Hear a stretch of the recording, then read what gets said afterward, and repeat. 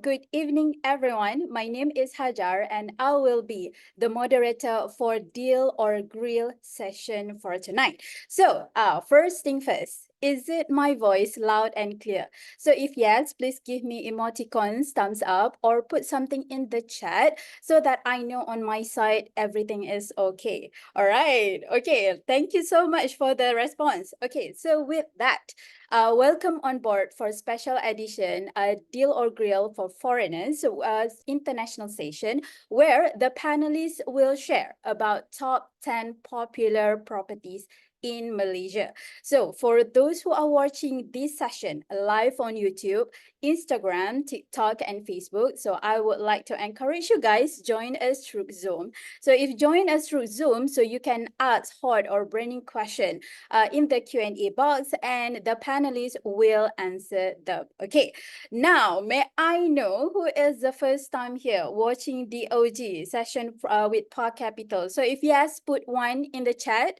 So if you have attended any online session before, so put 2 in the chat. I would like to see the response. Wow, okay, a lot of first timers here. Second, okay, a few timers. All right, okay. Amazing. Thank you so much for the feedback. Okay, so I'm excited for first time joiner here. So welcome on board. All right, so because for tonight, we will review top 10 properties in Malaysia. So what is good, what is overhyped, and what is really worth your money. So you will learn which one are expert and foreign income friendly, and where the real value is, no-fluff, what to avoid before you commit to buy the property in Malaysia, and get your questions answered live. So before I call upon our CEO of Far Capital, Faizul Ridzuan, and the rest of the panelists, I would like to read first the housekeeping rules for this session, okay?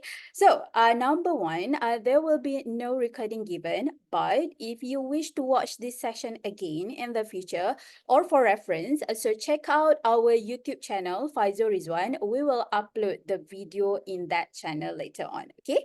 Second, do not share your personal information here. Keep it to yourself, yeah, and we will answer related questions related with the properties for tonight.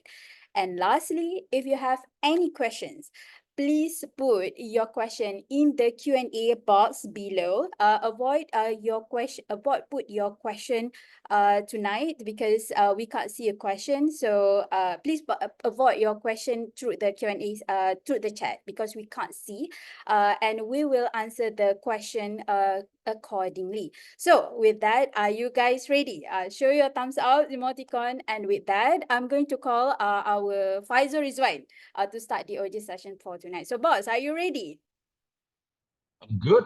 I'm a little bit under the weather, guys. Sebab tadi kena hujan kan. So I naik gunung and then I balik kena hujan. So I'm wearing a coat. Sebab sejuk, right? But other than that, I'm good. So apa tu?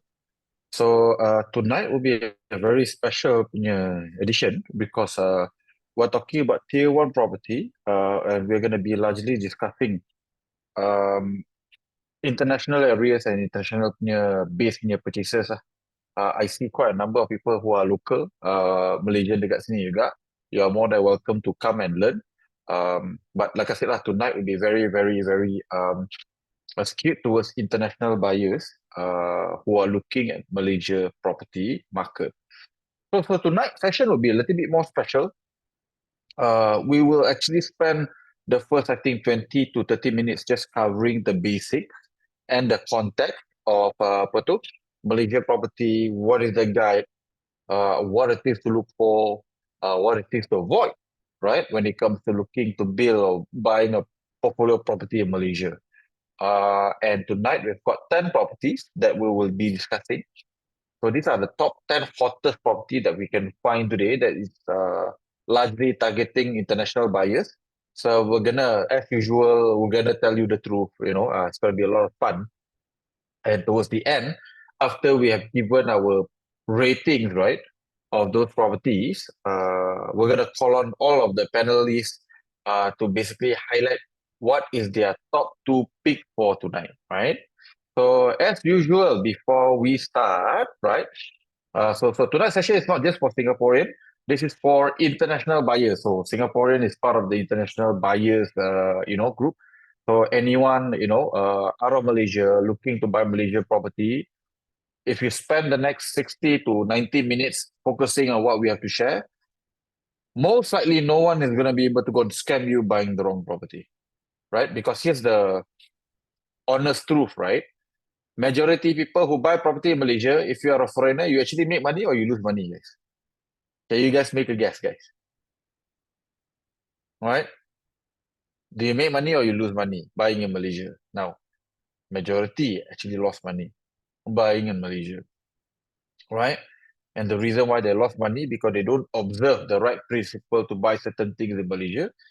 We have a lot of people who are from China. We have a lot of people who are from Singapore who actually buy Malaysian property, and I would say easily 95% of them did not make money, right?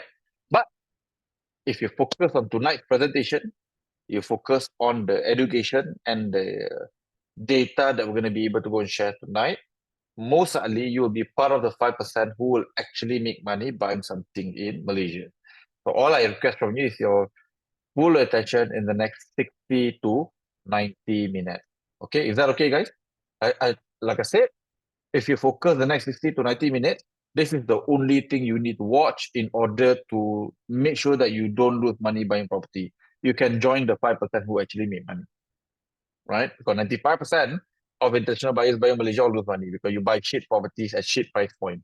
So let me just be honest lah, why you lose money, right? So it's not Malaysia property is bad, right? The reality is that if you look at the data, the capital gain on Malaysia property actually is better compared to Singapore in the last 30 years.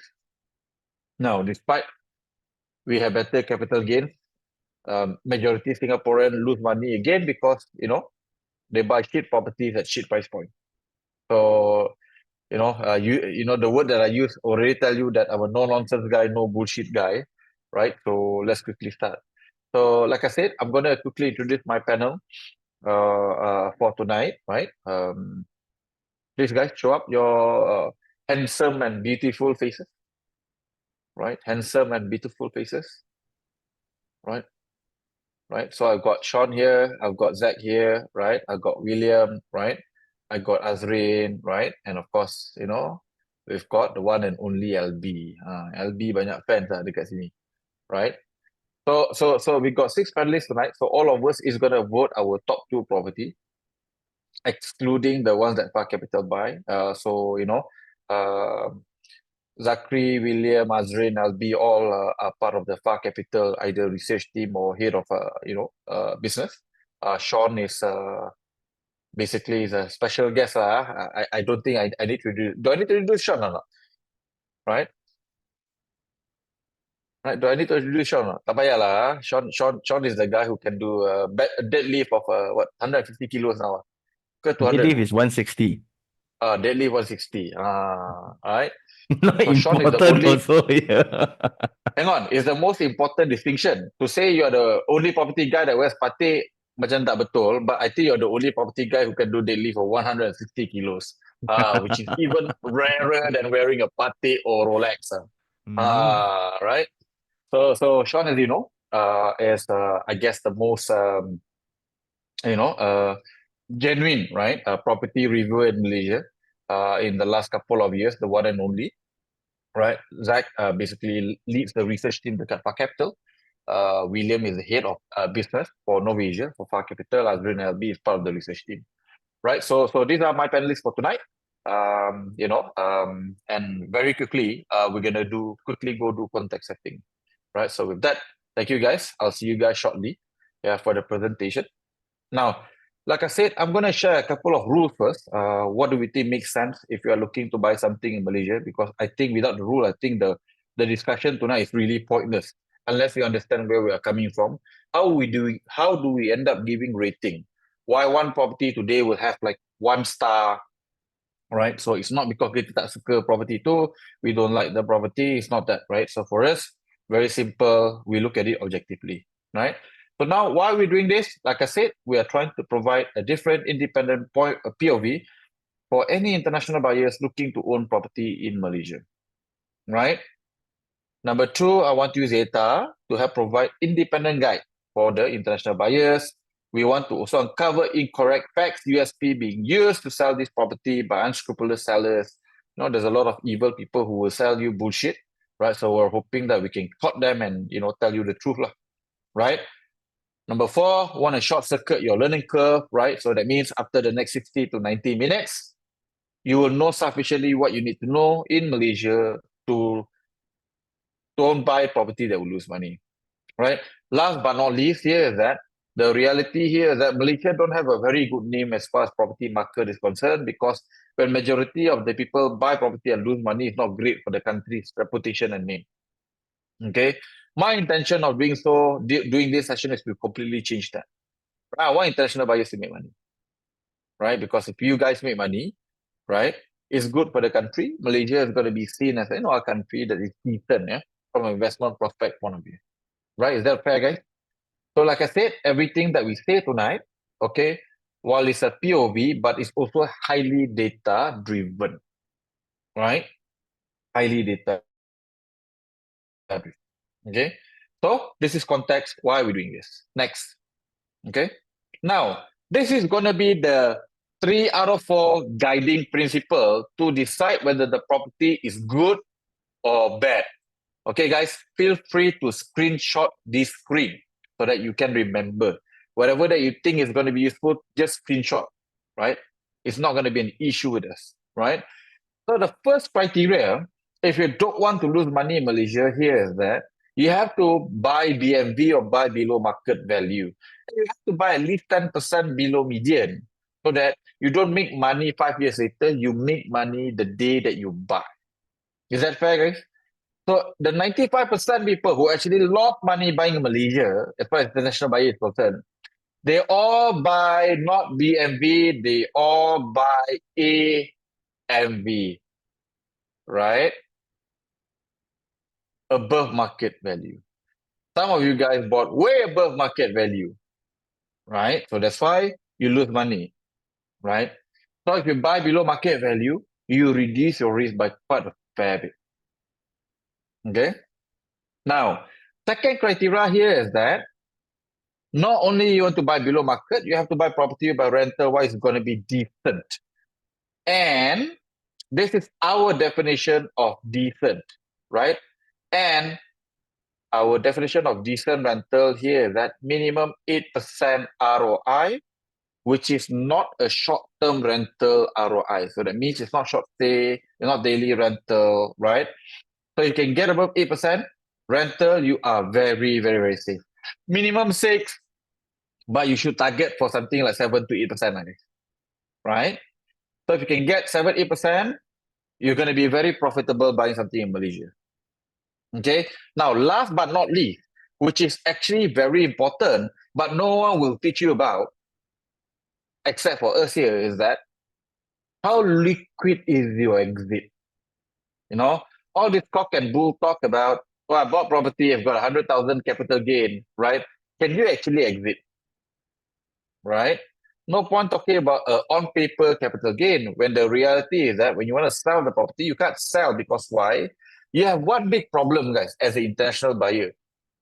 Every state you go to, you have a minimum purchase price for foreigner. Does that make sense? Right? So therefore, when you pay, let's say RM1,000,000, which is your minimum purchase price, in an area whereby averagely the locals are paying RM500,000, you are royally screwed. Does that make sense, guys? Right? So you have to buy into an area whereby, so listen properly, you have to buy into an area whereby whether you are local or you are international buyer, you pay the same price. Fair, right? Betul tak, guys? Is that correct? As an international buyer, you want to go to an area whereby whether you are local or you are foreigner, you pay the same price. Then you have a lot of chance in terms of exiting. Okay? And again, you gotta buy the right price point lah. You cannot overpay. Okay? That's how, if you can follow these 3 rules, whereby you buy below market value, you target a minimum 6 to 8% ROI, and then you buy into an area where you don't overpay versus the locals, you are most likely going to be okay. Now, a lot of people bought Johor 10 years ago, all lose money. 99.99% people lose money in Johor. Why? Because locals are willing to pay averagely 400,000. You guys pay 800,000 ringgit. You pay double compared to local. That's a recipe for disaster. So far, okay? So you gotta buy into an area, properties whereby whether you are local or you are foreign, you don't pay a foreigner purchase price. You pay similar to what a local is paying. Clear, right? So these are your 3 criteria. This one, if you can remember this, you're going to be okay in Malaysia. Next. Okay. Now, and I guess for our local viewers tonight, right? For our local viewers tonight, what is going to be beneficial for you here is that you will be able to go and understand this thing called tier 1, whereby if you buy into this area, you're not just going to be able to go and sell and rent your property at a local person, but you can also target international buyers or tenants prospects, right? So there's something in it for our foreign viewers tonight, and there's going to be something in it for our local viewers tonight. Okay? So guys, we have 4 things we're going to look at tonight. We're going to rate properties based on 4 requirements tonight. Number 1 is what is the rental yield? Number 2, how much below market value, above market value? Number 3, what is the capital required? Number 4, based on the price point that you buy today, what is the probability that you can sell this property easily? Right? So the lesser the star is, the worse the property becomes, guys. Okay? So again, please screen capture this screen so that you can understand where each of this property we are reviewing tonight stands. Okay? So 5 seconds to screenshot this. 5, 4, 3, 2, 1. Okay? If you have any questions, guys, please put it in the Q&A, whereby we're going to answer your questions later, right? So don't put it in chat. Please put it in the Q&A so that we can sequence your question properly, and then we can answer your questions later one by one. Is that cool, guys? Right? So this is the 4 things we're going to be looking at. How much can you rent the property for? Right, the higher the star is the better, right? So long story short, 4-star onwards is positive cash flow, right? 3-star break even, 2-star, 1-star confirm negative cash flow, right? So if you are talking about below market value, right, it's 3-star onwards. 3-star is market value. 4-star, 5-star is confirmed below market value. 1-star, 2-star is above market values of today, right? The third bit here is how much capital you need to buy properties in that development. So the higher the capital required, the lower the star that will give. Okay? So the more capital required, the worse the star that we give, right? The lower the number of stars we give. Last but not least, exit liquidity, or can you sell the property easily? 5-star means you are buying way below market value. Your rental is so good, right? To the point you can easily sell to a national buyer or local buyer as you wish, right? So 4 and 5-star means very easy to exit with both international and local buyer present in the area. 3-star and below means you're going to have difficulty exiting. Okay, guys, like I said, today is a different kind of webinar. There is nothing basic about what we are teaching tonight. And again, if you pay full attention, you are going to be very, very unlikely to go and buy the wrong property in Malaysia in the next couple of years. Okay? Cool? Next. Okay? Now, being the international buyer, I want you to remember this one thing, one very, very important thing. Okay? You have to buy in this thing called the tier 1 areas, whether in Penang, whether in Selangor, whether in Kuala Lumpur, whether in Johor. You should only buy tier 1 areas. Okay, can you please go back to the previous slide? Okay, this is a very important rule. Previous slide, not after. right? So you want to buy at only tier 1 areas at below median or below market value. So what does basically tier 1 areas mean? Tier 1 is the only area whereby you have a international community present. Okay? You want to buy into an area whereby you've got a healthy mix of international tenants, international buyers, and local buyers and local tenants too. That's what tier 1 normally is. Okay, so don't worry, we're going to cover very quickly all of the tier 1 in Klang Valley, all of the tier 1 in Johor, all of the tier 1 in Penang as well. Okay, now next slide. Okay, so this is a definition for tier 1 in Klang Valley, right? So you got your Montclair, Hartamah, Damansara Heights, KLCC, Bukit Bintang, KL Central, Mid Valley, Jalan Ampang, Kenny Hills, Bangstar.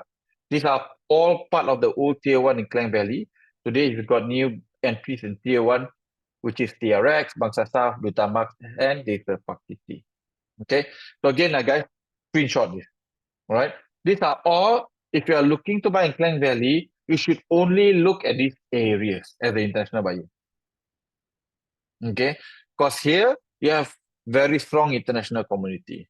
You got the Koreans, you got the Japanese, you got the, Eurasians, right?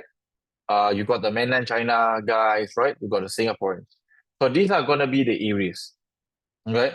They don't go and stay in some other area whereby 99% of the occupants are local. Okay, next, right? So you can please screenshot this one too, right? This is how we define tier 1. I think in the interest of time, I will not go through this, but this is how we define tier 1 area in Klang Valley. So the most important one, other than the mixed nationalities of area, here is that in tier 1, rental of above 5,000 ringgit is normally common and normal. Okay, so that's the biggest definition. Yeah. Next. Then, right, we move on to Johor, right? Because Johor now has gotten a lot of interest, right? So in Johor, there's only 2 tiers that you could look at. One is tier S, which is RTS. Why do we call it tier S? Because it's the only place in the whole country whereby it's connected to a different country, which is why we call it tier S, right? Which is nearby the RTS for the CIQ, border between Singapore and Malaysia. Okay, then you got your tier 1, Dangga Bay Medini, Skandar Putri, Taman Molek, JBCT, South Key, Bukit Indah, Horizon Hills, and Forest City is also part of tier 1. Okay, so if you are an international buyer, please don't go and buy in tier 2, don't go and buy in tier 3. Okay, you have to focus at buying tier S and tier 1 only in Johor. Okay, now, next is going to be the definition, right, of the tiers. Again, I would highly recommend you screenshot, right, because in the interest of time, right, I don't think you have time to go and explain. Okay, now next we're going to go to Penang, right? Right, so Penang, if you are talking about tier 1, right, because we've never discussed this before, right, tier 1 consists of areas called Batu Feringgi, Teluk Bahang, Teluk Bunga, Gurney, Georgetown, and Gelugul. Right? So these are all part of tier 1. If you are looking to buy, right, you focus on these areas rather than any of the tier 2 or tier 3. So the balance of the areas in Penang is part of tier 2, right? While the mainland side is basically tier 3 onwards. Okay? So if you are looking to buy something in Penang, again, you have to focus on tier 1 only. Buy in Johor, same thing, focus on tier 1, tier S. Klang Valley, same thing, focus on tier 1 only. Right? Because if you buy in tier 2, most likely you're going to overpay by 30 to 40%. And on top of that, when you want to sell, there's no buyer who's going to buy from you at this kind of price point. Very few.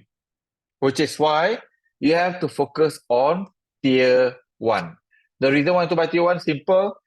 The day that you want to exit, you can exit to, if you don't overpay, you can exit to the local or another international buyer. That's it. That's why you want to focus on tier 1. Okay? Clear, guys? Why is it important? as an international purchaser to only buy in areas which are also international areas, which is what we label as tier 1 and far capital. Clear? Right? And we've already named the areas, right? So next. Okay. Now, this is just to give you a sample of why we like to buy primary market from property developer rather than we buy from either subsale or auction, right? So the reality here is that let's say, for example, as a Singaporean, right? Or even Bruneian as of today, when you buy something from developer today, you can actually literally own a Malaysia property, right? As an international purchaser, using little to no capital, right? But if you're gonna buy something from subsale, if you're gonna buy something from auction, you need to stand by 20 to 40% down payment to buy. On top of that, you've got transaction costs, and on top of that, you've got your repairs, stamp duty, all of that. So the capital that will be required if you are coming out of Singapore would be minimum 150,000 on a 1 million ringgit property. And if you're not a Singaporean or Bruneian, you are coming from other countries like Vietnam, China, Indonesia, okay, you are looking at a minimum of 350,000 to 400,000 just to own 1 million ringgit property in Malaysia. Okay, so it's a lot of money. Okay, so like I said, this is the reason why we prefer to buy from primary market or from property developers rather than buying from subsale or auction. Especially when we can actually buy properties anyhow, cheaper than subsale and sometimes cheaper than auction, using little to no capital like this. Okay? So this is why, like I said, from a preference point of view, we prefer to buy from developer or primary market. Next. Okay? So again, you can screenshot this. This is a bank guideline, right, for foreign purchasers. This is true as of May of 2025, right?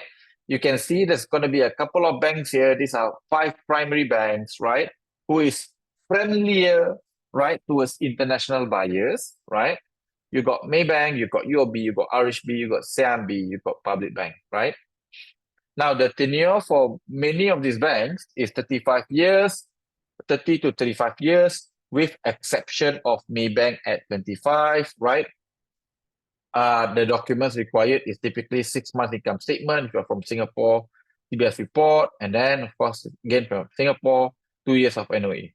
So again, if you are a Singaporean, right, Malaysia is a very friendly market, perhaps the most friendliest market in the world for you because you can literally own a property in Malaysia using little to no capital. And Malaysia is the only place, guys. You go by Australia, you have to use a few 100,000 thing. You buy in UK, it's the same thing, you have to use a few 100,000 thing, right? So Malaysia is the only property market you can literally own something with little to no cash. Okay, now, if you're an international buyer, normally loan-wise is maximum up to 60%. Okay, subject to again 2 years of income tax, credit report in your local country, together is 6 months of income statement. Interest rate in Malaysia is pretty okay. We hover roughly about 4%, guys, right? And as a foreigner, international buyer, there's a lot of banks who can give you a 30-year loan at a 4% mortgage. Okay, so again, you can screenshot this. This should become a guideline. This is true and relevant as of May of 2025. Should be relevant for the next couple of months too. But typically, bank change their guideline every 6 months to about 12 months. Okay, so if you're watching this 6 months later, 1 year later, don't go upset, write in the comment, Jilaka, this guy is scammer, you told me Maybank can only loan 10 years, but, it is true as of now, right? It might not be true 6 months from now or even 3 months from now. Okay, because we have a lot of banks and developer that watches our deal or brief, by the way, and they use our feedback to actually better their product, both from the developer and the banking side too. Okay, so we had developer who completely changed their product orientation because of our feedback from Deal or Grip, right? So again, this is the platform that we have. We talk about property quite seriously, and the great thing about developers and bank, they take notice. They want to be competitive, and they want to do what's right for the buyers, and therefore, feedback from platform like us, as long as it's fair to them, is normally taken quite seriously.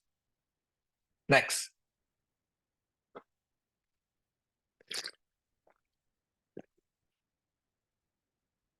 Next slide, please. Okay, so one of the final questions for context setting is that, do you actually take loan or you buy cash for properties in Malaysia? Okay, so the answer to this question here is that it really depends on where your currency is heading against ringgit. So means, guys, if your country against Malaysia, for example, most likely the currency will continue to devalue versus ringgit. Okay, you can use cash to buy property in Malaysia. But if you are, let's say, from Brunei or from Singapore, whereby the probability of the Singapore dollars or the Brunei dollars will continue to appreciate against ringgit, because you guys, after all, is a net import country, not a net exporter, right? And it's very important for you to maintain the strength of your currency.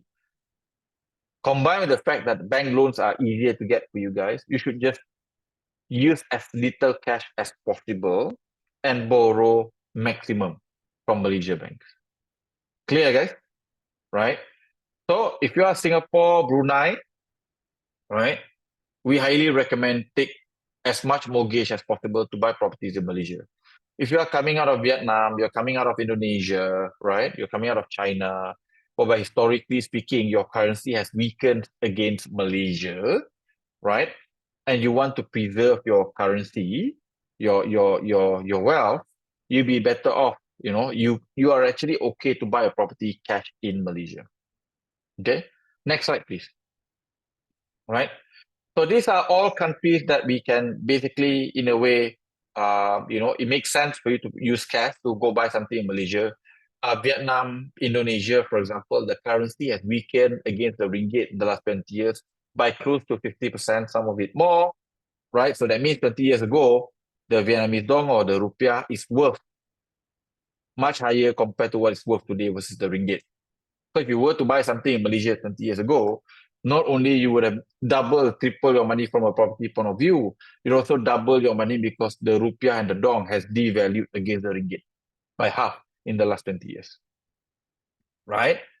So China does not weaken so much against ringgit, but but most likely in the next couple of years, it will continue to de-strengthen against ringgit, right? Thanks to trade war.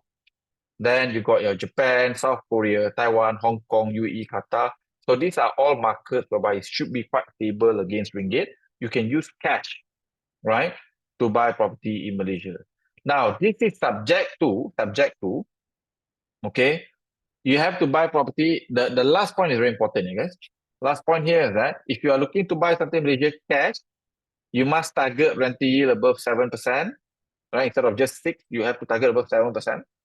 And you need to buy something at 20% below market value. Okay? That's when it's worthwhile to use cash. Because if you use cash, means at the point of time you purchase, you already made 20%. Because you buy at 20% below market value. And on top of that, every year you still get above 7%. Right? So your currency is weakening, right? You get 7% on a stronger currency. On top of that, you already made 20%. Okay, that's when it's okay to use cash to buy Malaysia property, right? Now next, all right?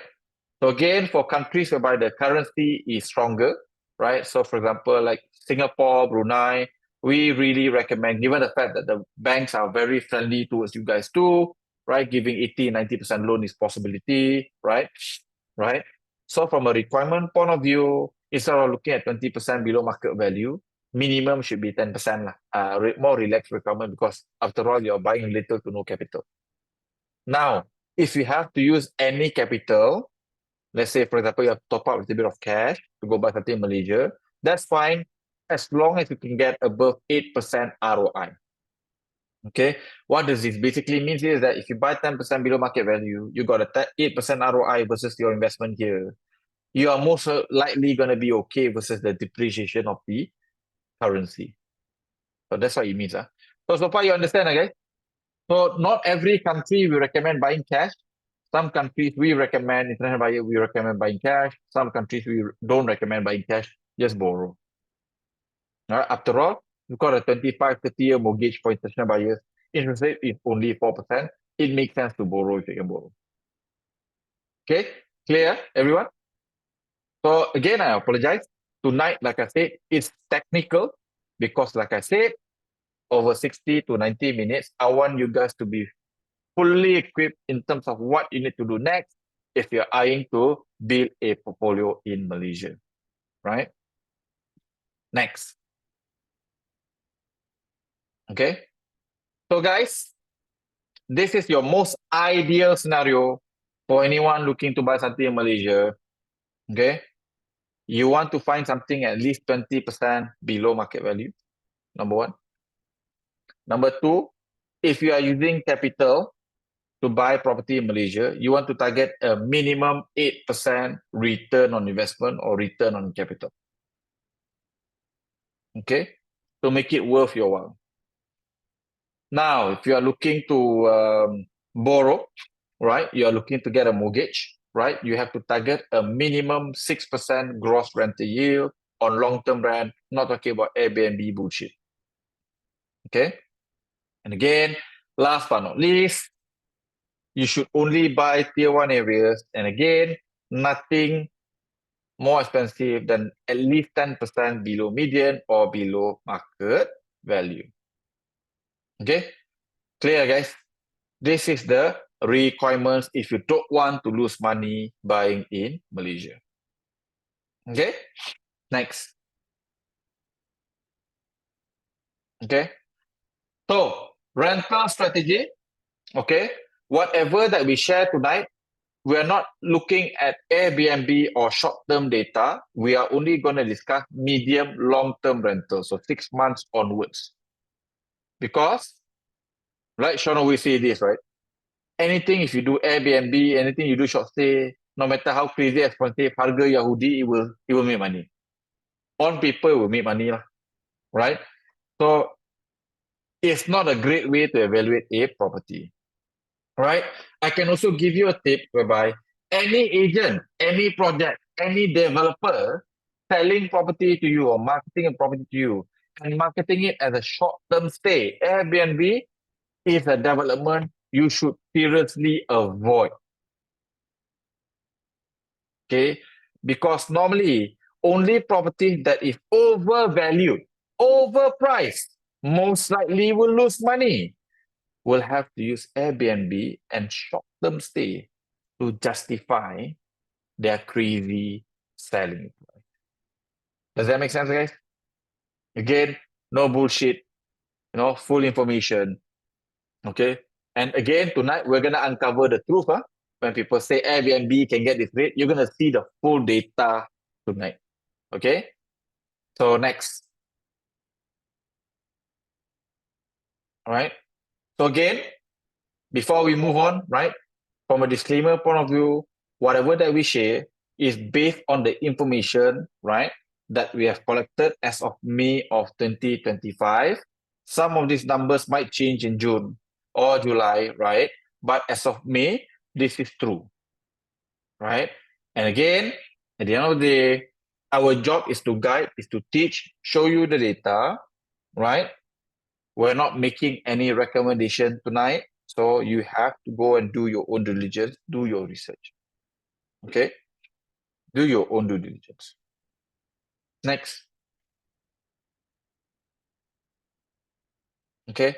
We've done quite a fair bit of Battle Royale in the past. So if you want to understand areas in the past, one we have reviewed, for example, right? So what is going to be interesting for you here is that, especially for international buyers, go to my YouTube page, which is Faizul Ridzuan. So the only tier 1 areas that we have basically reviewed Battle Royale wise is TRX, Desa Park City, Mont Kiara, Jalan Ampang, Jelatik, KLCC, Johor Bahru, right? So you can go and watch them, okay? If you want to understand a little bit more about the area, right? Next, right? These are all properties that we have reviewed in our DOG, right? Deal or Grill in the past. So again, you can go to my YouTube channel, go and have a look at them, right? If you want to understand, learn a little bit more how to play in Malaysia. Next. Right. So again, these are all available in YouTube lah. Go to my YouTube channel, subscribe. So these are going to be the 10 properties we are going to, 9 properties we're going to be reviewing tonight. We have to take out one because finally, right, they have basically included the price, and after the price being made known to us just yesterday, we realized that it's not foreign investor friendly, so we had to exclude that property. No point discussing that something that you cannot buy, I guess. Does that make sense? So tonight we have 9, right? We have a couple of properties in KLCC. You got Armani Hillsong, you got Clubhouse, right? You got Skyline Embassy, you got Pavilion Square. So these are KLCC, Bukit Bintang, Jalan Nampang Belt, right? You got Dawn as well, right? And then you got a couple of properties in Johor, which is Exim CIQ, right? You got the Quayside, you got R&F as well, dekat Johor, nearby CIQ, and we got one odd one, which is Sunway Velocity 3, which is in Maluri, right? So these are properties that you can buy today. 9 of the hottest property, which is currently being discussed. You're going to see that how we read them, right? So again, tonight's session is going to be a shortcut thing for you, right? So after tonight, you're going to be quite intelligent. You're going to know how to avoid bad cheap properties in Malaysia. And hopefully after tonight, you also have an indication and clue what to buy and what to avoid. Okay? So with that, I'm going to hand over the floor to our research team, right? Who's going to begin to review properties one by one, right? And then I'm going to come into menyelit, right? I'll come a little bit and share why do we give some these properties. You know, some of them got generous ratings, some of them don't have such generous rating. Some of them has got very ambiguous ratings. So we're going to explain why, right? So again, all the top 9 hottest property that is currently being discussed, we're going to cover this tonight so that you know what to buy, what condition to buy, what condition to avoid.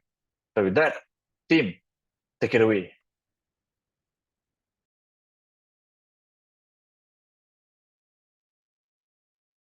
Okay, thank you, boss, for the very informative, I would say, technical on how to invest as a foreigners lah. Maybe I guess most of you are here today because you wanted to know actually as an investor what to get and what is the best financing that you actually can get in the markets. And there's plenty of investment property coming out, especially in all these tier 1 area, and it's quite exciting. And some of property they've actually reviewed previously, but we just put up because it's most of them are investor friendly. So first of all is our old good friends Armani Hillsong, KLCC. So just corrections from our previous presentations. After our presentation, so we got a call from our developer lah. So to clarify on certain things. So I want to make the clarification today. And just to apologize because we got the information from agents and they are advertising on the way, and they did send me information of the picture. So I proved to the developer this is how they show me the link bridge is going to be, accessed through the W Hotel. But in fact, the link bridge is going to be there. They're going to connect through the LRT Bukit Nanas to KLCC. So this is how the KLCC, how this property has the link bridge to the KLCC. Okay, so without further ado, you guys can just print screen. This is Armani Hillsong in KLCC. The location itself is just opposite to our W Hotel and is quite near to what people can see is a Kampong Baru graveyard locations. It's only have one Soho and two Soho towers, so it's a 3-block kind of thing. So they have different sizes. They have the smaller is about 538 square feet. They also offer dual key for investment friendly. So they have awesome facilities up to our Sky Onsen swimming pool lounge. I guess it's quite basic for all the KLCC product. They will provide all this Sky Lounge, Sky Pool, all this. So in terms of the product, you guys can just print screen. The completion of this is about 2029. So what's the real USP? I guess KLCC, we are actually quite familiar. This is an Airbnb tourism hotspot area. Later, I will just present slightly about some of the research of all what we call slightly branded kind of residents in the area. How is their performance for the Airbnb? Just to justify why I would say some of the agents say that, oh, KLCC, your RI can be like 10, 13, 15%, up to 18% for the product. But yeah, it depends on what value you are in, right? So for this Armani Hillsong, because it's targeting for Airbnb, like heavily depending on it, so they provide fully furnished and also their facilities looks awesome. Just probably the downside is the density of the unit, because they only have 3 towers. If you look at their layout plans, it's actually quite high dense per unit per floor as well. So in terms of the rating, I guess there's a brief description just now. So we'll rate today based on Canren below market value, capital requirement, especially for our investors. How much of capital do you require to purchase for this? Probably your down payment, your progressive interest, your MOT. This is what being covered in the capital requirement. And the exit liquidity would basically on the risk, or actually the upcoming challenges that you might face when you wanted to exit for the certain property, in our point of view. Okay, in our point of view, just want to state here. So for this Armani Hillsong, so basically it's heavily depending on Airbnb. This is what agent told me as well. So they are going to promote it for Armani Hillsong for this product. So they are going to manage by 5 senses under Marriott Bonvoy.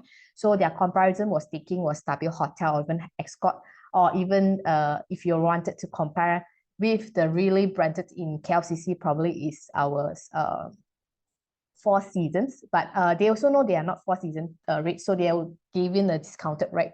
So probably like W Hotel or Four Seasons, their daily rate is about 800 to 1,000. So Armani Hillsong is expected to rent out about 500 or 450 per night lah.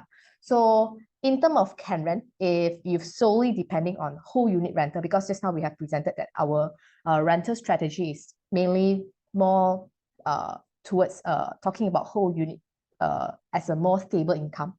Okay, in case one day, Airbnb being cut off, or, you don't know how the Airbnb may work. Some provide you or so-called MPA, which is another version of GRR. So some developer might not provide you. So you have more risk when you engage with this kind of property. So if solely depending on whole unit rental, so it is probably is a 2-star, the yield is not that high. If you go for the Airbnb, on what they said on paper, they can reach up to 15 to 80%. So that's actually 4 to 5 star for this property. But to be honest, there's actually quite many of upcoming supply in KLCC. We have Hannah's, Hugo's, Dawn, Cloud House, Oxley that was offering all these kind of things. So for me, there's a lot of competitors in the markets for you to compete. So if about below market value, the price for this Armani Hillsong was slightly above, which you guys can refer to the next slide later on. So this is like 2-star.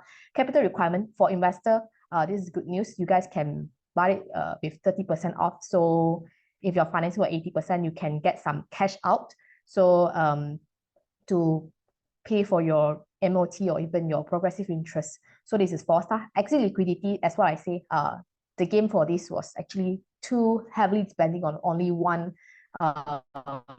MRO rental strategy or options. And also there's too many upcoming supply. And also because of the prices they are offering in the market, was a bit maybe unable being digested by the locals, or heavily depending on the investor or foreign buyer. So the exit liquidity was just 2-star. So this is why we justify on our slide. So you can see their per square feet was lowest floor can come from 1,008 up to 2,007, depending on the size and also the unit layout. So if you wanted to buy the best view, because everyone in KLCC was advertising that they are facing towards KLCC, right? But you want an unblocked KLCC view, you have to buy about 40-ish to 50-ish floors and above. If not, you will be partially blocked by W Hotel. So median of this KLCC today is about 1,007, close to 1,008. If you're comparing as a branded residence, we have Four Seasons in town, was closely transacted about 2,007. So rental-wise, if you wanted to compare with rented, probably you can look at Tropicana, but I didn't put in Four Seasons as because I don't think so it's really an apple-to-apple comparison for the branded kind of thing. So the others you can referring to Star Residence, Ascot kind of spec if you wanted to compare to a branded kind of thing. So or even Scarlett's or Sky Suite, that was near comparison to this KLCC. So in terms of mortgage wise, so you wanted to get the smallest, so whole unit was about 5,000. So you can see this is why the rental yield that we given 2-star was unable to justify for the rental. Okay, that's for Armani Hillsong. I'll pass the next to the next property, which is R&F. Thank you, Albee. All right. Hang on. Albee, just go back to the rating just to clarify. I think because we've got so you can see here, right? The rating is very clear. There's a 2-star, there's 4-star, right? In terms of Ken brand. So why is there such a big gap, right, between Ken brand? So why at one point you're looking at quite a significant negative cash flow, and at 4-star that means you can get positive cash flow for a couple of reasons. Number one is that the price point of this development hasn't been properly set yet. It has been discussed, right?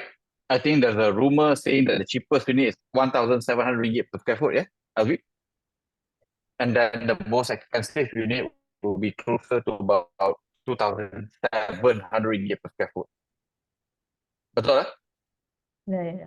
For the Right? top highest From a rumor units. point of view. So number one, the price, yeah. So the gap, right? The gap of the unit size, price, cash flow will be very high depending on the entry price. So that's point number one. Point number two here is that there's going to be units whereby, from a natural layout point of view, will have better rental compared to the rest, right? Now, last but not least, we had a conversation with the developer, right? As per what Albee was saying, right? There are a plan to build a direct link to KLCC. It's not just related to Armani Hillsong. So you're talking about building a covered walkway from Bukit Nenas monorail station all the way until KLCC. So that will also impact all of the property along that area, including Armani Hillsong. Okay, so that's to clarify lah.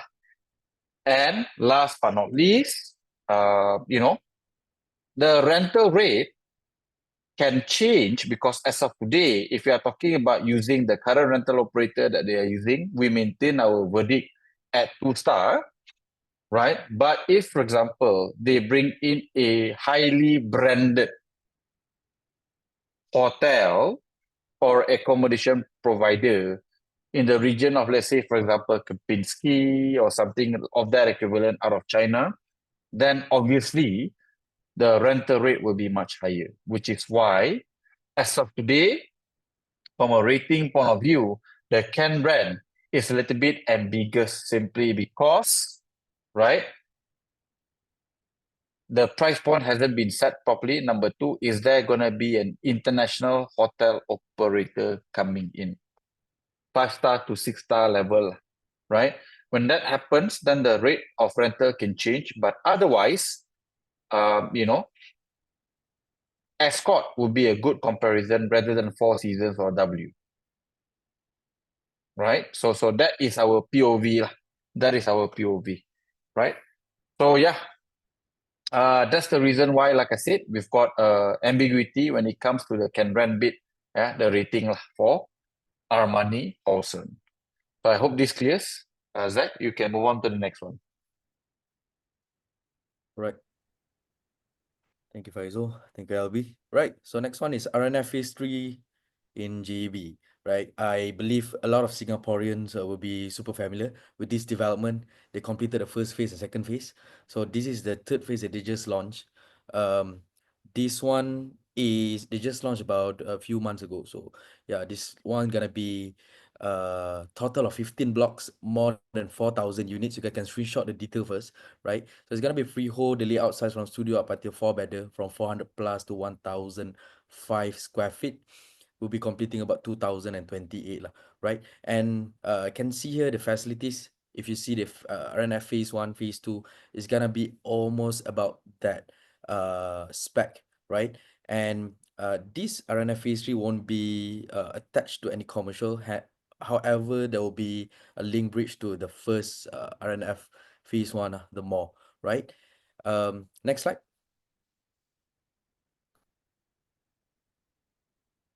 All right, so this is the agent's marketing POV for this R&F Phase 3. The first one they mentioned about located at the golden intersection of Malaysia and Singapore. Yes, it is about distance-wise, roughly about 1.3 kilometer distance walking from this development to CIQ and also in future DS stations, right? And next is foreign-friendly property. It is, so they got about few layouts that pricing foreign friendly can go and purchase, right? And next is luxury and modern design standard. As per phase 1 and phase 2, we will say yes. Interior design for this building is so-called luxury kind of spec, right? And it's a freehold and linked to the mall and CIQ. The mall that they are referring to is the R&F Phase 1, the R&F Mall, as well as the City Square, the one located next to the CIQ, GB First Link CIQ, right? So next. All right. So context was set at the early of the presentation just now by Faizul. So by that, this is for R&F Phase 3. Yeah. Okay. Can rent as based on the whole unit rental. Command the rental yield lower than 4% based on 2 days rental. So 2 days rental at R&F about 3 ringgit to 3 ringgit and 50 cent PSF. There are some people trying to ask about more than 4 ringgit PSF for the whole unit rental. But in average wise, in average range is about 3 ringgit to 3 ringgit and 50 cent PSF, right? And versus the pricing as of 2 days, roughly about 1,250. So yeah, that's 1 star for can rent, right? And below market value, we give it a 1 star rating as well. For this is tier S JB, right? Tier S means the one that walking within the CIQ vicinity, proximity walking, right? And this area command median at about 760 ringgit PSF for new median property for tier S. So this as of today is way above median, right? And the pricing roughly about more than 1,200 PSF, right? And next is the capital required is 1 to 2 star, is due to depending on the financing and country you're from, right? Singaporean potentially requires lesser capital compared to other country, right? Potentially can get 85% in average for financing, right? Some of the bank can give up to 90% if you refer to the earlier of the presentation just now. Hence, it is 1 to 2 star depending on the country, right? And exit liquidity, we are giving it a 2-star rating. Looking at this property to exit, only targeting foreigner market due to its affordability, right? And due to the local markets less affordability, right? For this R&F and this price and this location, right? Apart from that, looking at the rental yield to exit between 4 to 5% in 10 years time, roughly about 10% on the market value to exit, right? So that's roughly about the star rating for R&F. So 1 star can rent, 1 star below market value, capital requirement 1 to 2 star, exit liquidity is a 2-star rating, right? Okay. So if we go back to what R&F is, right? Mm. So number one, guys, does this mean that all R&F buyer will lose money? The answer is no. No. Right? That's not what we're saying. But there's going to be rental pre-RTS being completed, and there's going to be rental post-RTS being completed. So what's the rental post-RTS? No one knows, right? We have an estimation, right? But the way our rating works here is that we use rental as of today, right? Today's number. So again, we don't hate R&F. We're not R&F hater. My name is FR. RF, terbalik je, right? So I don't hate R&F. Okay, you have to understand, we can only talk about what is available today, the data set that is available today. Okay, guys? So this is not, wow, we're gonna talk shit about it. No. As of today, based on the median price point, you're not buying below market value. If anything, you are paying above market. Okay, fair, right? It's fair point, right? So bank market value is about 900 to about 1,000 ringgit subsale. All right, they are asking above that. So you cannot say this is below market value. Now, obviously, there are going to be people laughing at us. These stupid assholes from FarCap, told me that my buy in R&F 1 star to 2025. Today, I make money 3 years later. All well and good, we think you're going to make some money. Right? The point here is that as of today, based on May of 2025, this is not a positive cash flow property. This is not a below market value property. And you need, because the valuation is quite low, you need to buy this with a lot of capital.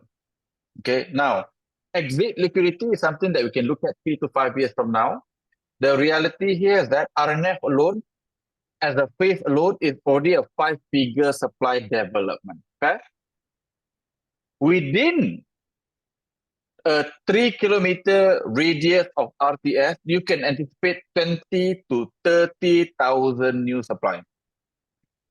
And most likely, when you want to sell later, you only sell to Singaporeans only.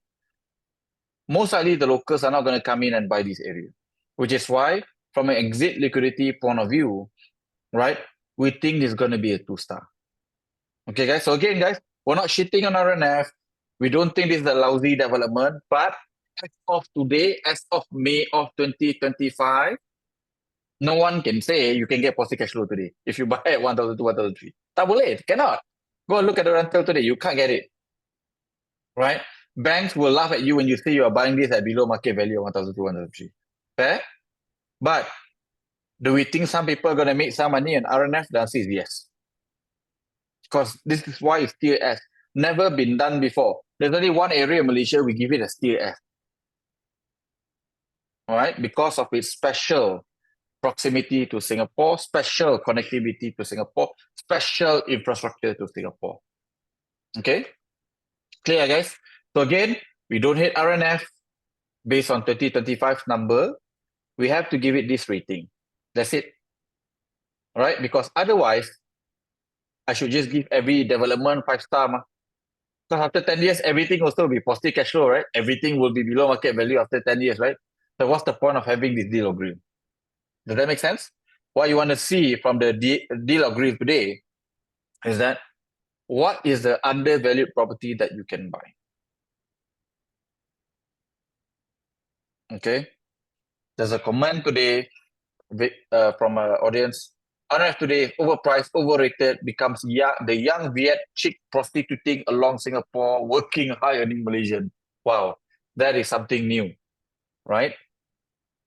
Well, again, if you want to put a positive side to it, you know they will be able to go and afford a higher rental because they've got higher earning capability, right? So it's two sides of a coin, bro.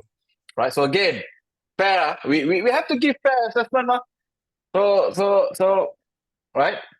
I'm not saying it's good. I'm not saying it's bad. I'm just stating a fact. Okay. So I hope people, don't think that we hit on R&F on all of that. No. Based on today, this is the rating that we can give. We cannot speculate in the future. We have to give the rating as it is based on today's environment of rental and median price point. Okay, guys? Let's go.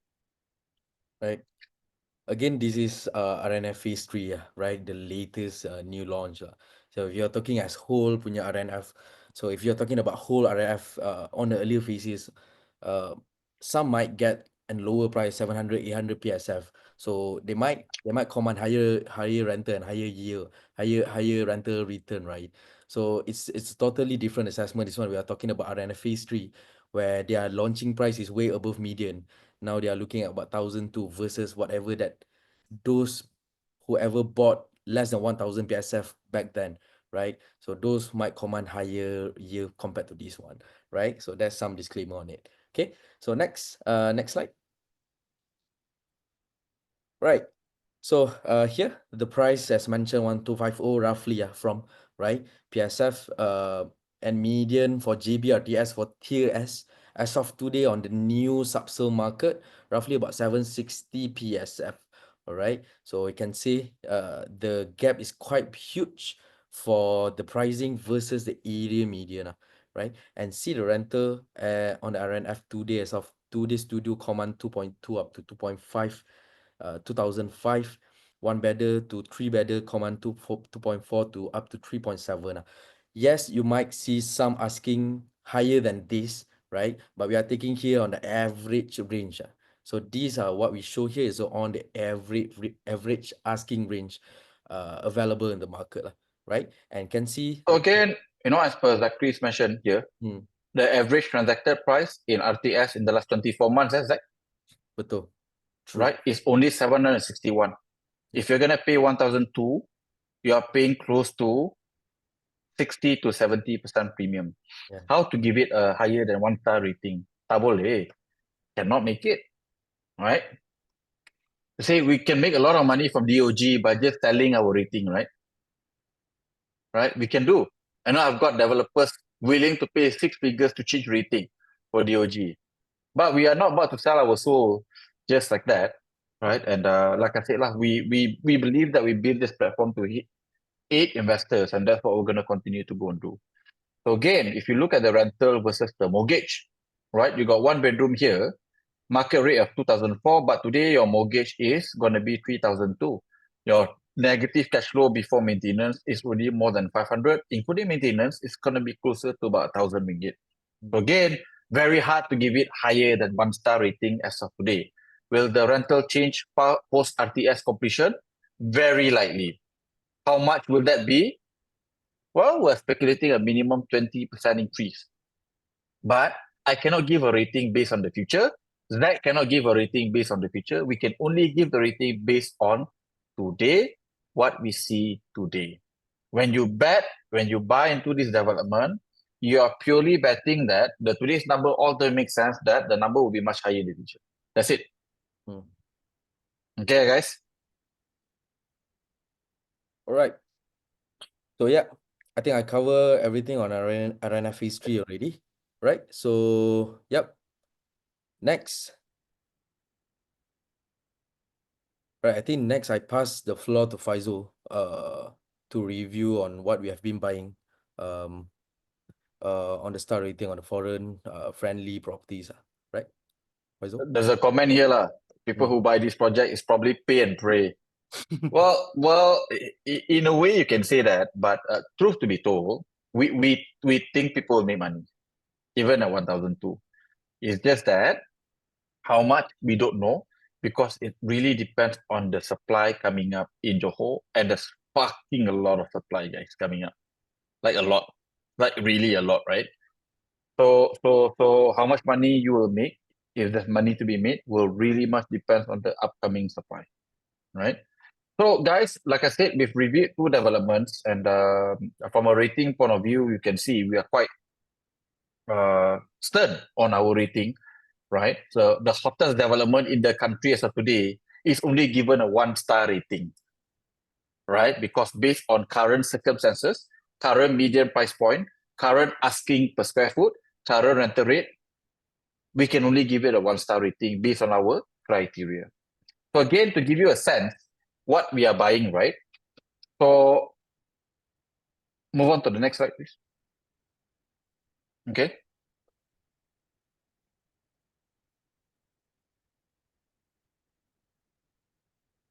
Macam lagging ya. Albee, next slide. Okay. So basically, this is a property. Again, we recommend only buying tier 1 property. So this is basically a tier 1 property whereby average price point in the area is 1.1 million and we are buying at 700,000. All right, after a 30% discount. This property should be a 4-figure positive cash flow. You are buying at above 20% below market value as of today.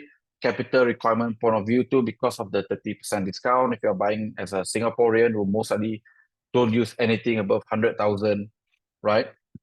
And from an exit liquidity point of view, this area has got sufficient local and international buyers. Therefore, we give it a 4-star rating because positive cash flow most likely above 1,000. You're buying at 30% below market, right? So therefore, local and international buyer will be quite happy to buy from you. Okay. So again, just to give you a sense what we are buying versus what we are reviewing.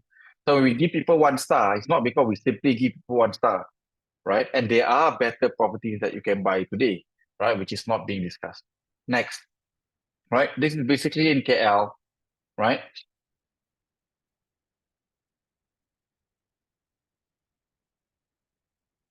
Lagging, right? This one is also one more property in KL, right? Area median is about 610,000 for comparable property. We are buying at 570,000. So again, we're buying close to 10% below market. Rental can get break even. We are buying at again 10% below median, below market. Capital requirement as a foreigner is 0, right? And in fact, like I said, this area has got an international and local buyer. So again, 500,000 property. You've got local and international present. Rental yield is actually quite high. You can get break-even rental, which is why we give it 3 stars. Next. All right. So this is in Pahang, right? This is in Pahang. Rental again can get break-even. You're buying close to about 40% below market value or below median. Capital requirement point of view as a foreigner most likely will be below 200,000. And from an exit liquidity point of view, this area has got local and international buyers. So of all the international areas that we're buying, this is probably our worst performing one, right? Because rental is only 3 star and the DMV is only 4 star, right? Next. All right. So this is again in KL. This is tier 2, right? Rental can get break even. You're buying at almost 20% below market value. Capital requirement, being a foreigner, you can buy this because SPA price 1.5 million, your net price roughly about 800,000 only. Again, this area has got both local and international buyers as of today. Obviously, there's a lot more local buyers because it's part of tier 2, right? And by the way, this is a dual key unit. You buy 1 unit 800,000, you essentially get 2 units as an international buyer, right? For just 800,000 ringgit. Okay, discount is above 30%. So you're buying about 20% below market value. Discount wise above 30%. So again, as an international buyer, you pay little to no capital to buy this. Next. And this is going to be the last example, right? Of what we're buying, right? So this is nearby KLCC, nearby Bukit Bintang, right? Right? Nearby KLCC, nearby Bukit Bintang. This one, positive cash flow above 1,000.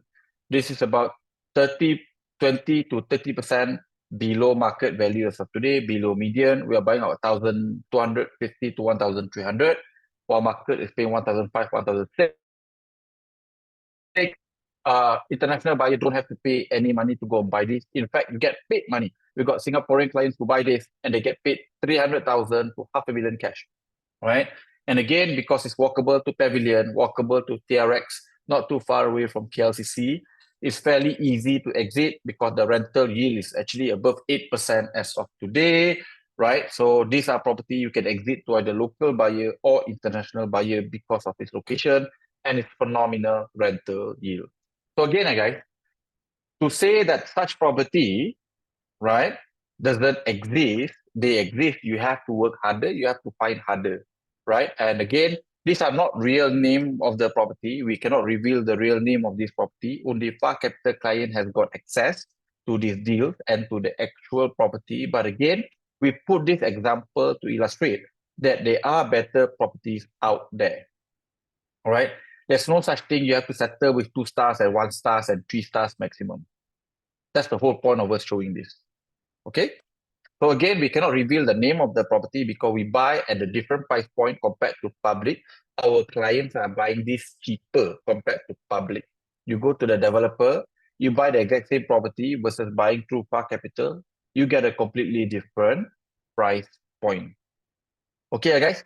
So these are all properties that you can buy as the international buyer that has got 3-star rating above in all categories, right? So because, we are getting 30-40% discount, it's located in tier 1 areas whereby you've got international local buyer present. And most of this property has got a naturally 7% rental yield onwards. Cash on cash should be above 10%, right? If you were to use capital. Okay? So this is what we are buying. I think we can move on to the next property that we are reviewing tonight. Right. Okay, so next one is Skyline Embassy, Jalan Nampang. All right, so this one has been quite famous, quite hot, especially those to targeting the foreign buyers, especially those Singaporeans, because we can see they do sell this property up until Johor Bahru area to sell this, targeting foreigner, especially for Singaporean as well, right? Apart from local buyers, right? So this one is located at Jalan Nampang, just about few kilometer to KLCC, right? So they are sharing the same road called Jalan Nampang. KLCC also located at Jalan Nampang. This one also located at Jalan Nampang, right? And this one is TOD property located just next, about few hundred meters to LRT and MRT Ampang Park, right? You can screenshot this detail first, but roughly this is the details. Roughly about 1,002 units freehold.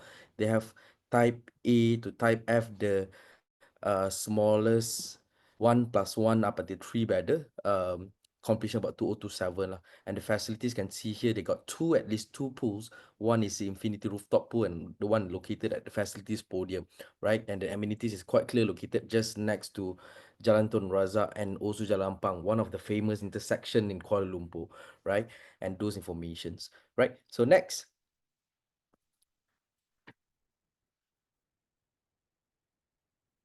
Next slide.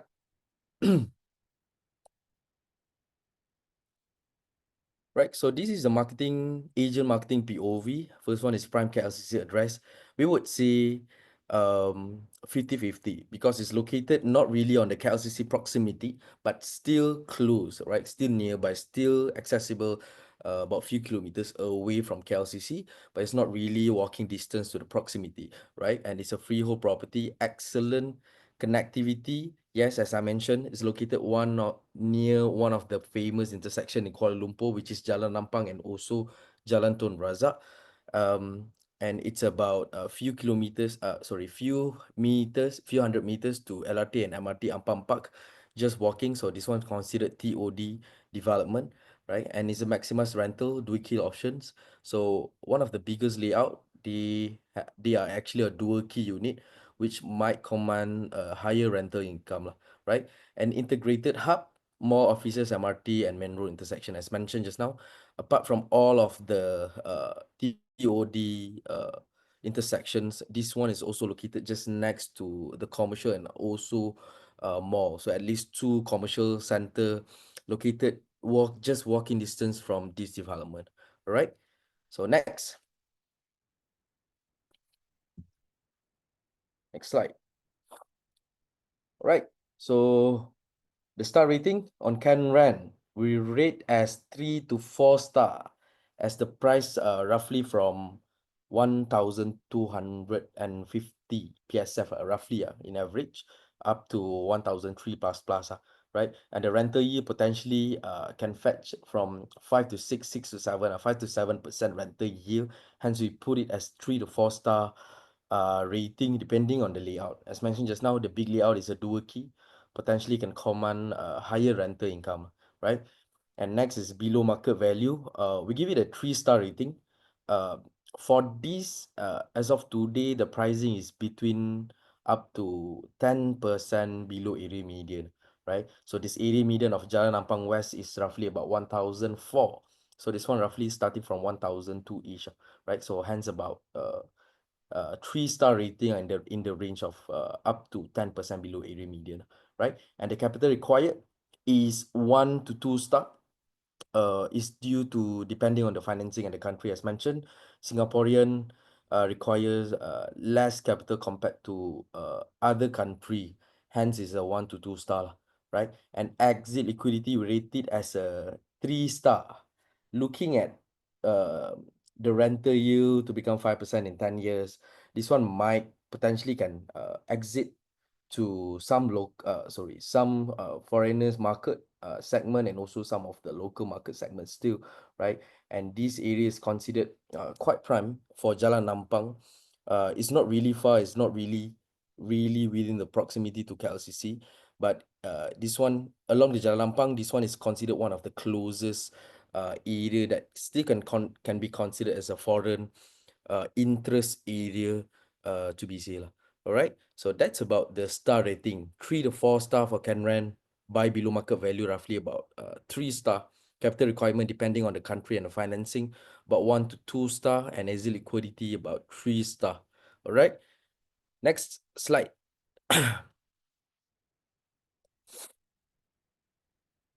So this one justifies the star rating just now. The pricing roughly about 1,250 starting from, right? And the median of Jalan Nampang West, right? Jalan Nampang is a very long route. The one at KLCC is not included in these numbers, 1,004. So we are considering those non-KLCC side on the West Jalan Nampang side, right? So roughly about 1,004 PSF as of today. So can see the rental, the one that located really near to this Skyline Embassy Ampang, which is a pavilion embassy. This one, disclaimer, this one is a more luxury kind of spec compared to this Skyline Embassy, and it's a lower density development compared to this development. Hence the rental looking really high as of today, right? So if we go and project some of the comparable layout, we might we projecting less premium due to the specifications difference, right? So versus the mortgage that we can see here, hence we come up with the 3 to 4 star just now, even after less the premium, right? So the rental projection versus the mortgage that you are paying today, still giving a good yield, about 5 to 7% rental yield for this Skyline Embassy. All right. So yep, I think that's about Skyline Embassy. Moving on to the next property. Okay, so next is Sunway Velocity 3. This one located at Maluri, right? So Maluri is one of the closest upper tier 2 area to Bukit Bintang, to TRX, to KLCC, right? One of the most affordable, low and closest upper tier 2 area that really close to this tier 1 area, right? So next slide.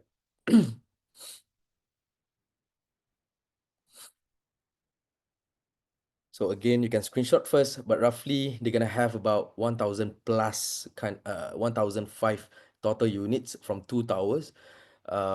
They have 3 layout, very straightforward, 2, 3, and 3+1 bedroom, completion in 2028.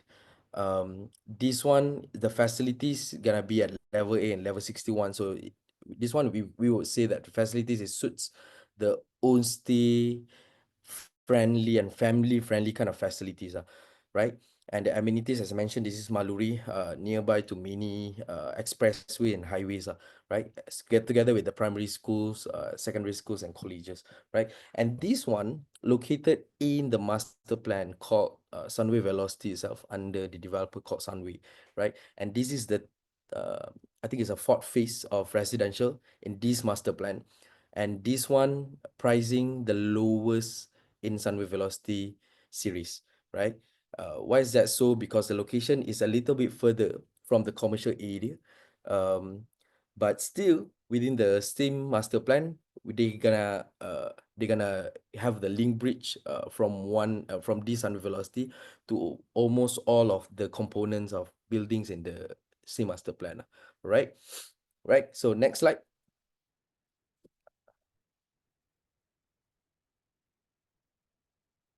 Next slide, please. Right. So this is the agent's marketing POV. Matured and well-established area. We would say Maluri is one of the chosen area for, especially today, Chinese from China mainland looking to go and stay here due to the facilities suits what their needs as of today. Apart from tier 1 area, this is one of the place that are looking at for tier 2 area, right? And a strategic location and matured amenities, we would say because of the master plan itself, they do have the mall, they have the medical center, they do have the colleges, and they have the offices, including all of the residential components in the same master plan. Together, all of the other developers building the residential and also commercial within the Maluri area as well. So we would say that these areas considered matured with still room of growing in pricing, right? In future time. Okay. And lower in PSF, this one is the one that I mentioned just now, pricing the lowest from all of the Velocity series. So this one pricing roughly about starting from 750 PSF. In comparison to those now asking up to 1,000 each PSF, Sunway Velocity 2V residents and apa semua, right? So this one is the pricing is the lowest on the new launch as of today, due to the proximity to the commercial center, the one that I mentioned just now, right? And walking distance to MRT, the one that walking is roughly about 500 to 600 meter to MRT Cochrane, that about one station away to TRX lah, right? And well-known developer is a Sunway developer lah. All right, next. So on the star rating bit, Canran we rate as 2 to 3 star. The rental yield potentially can fetch 4 to 6% rental yield, depending on the layout.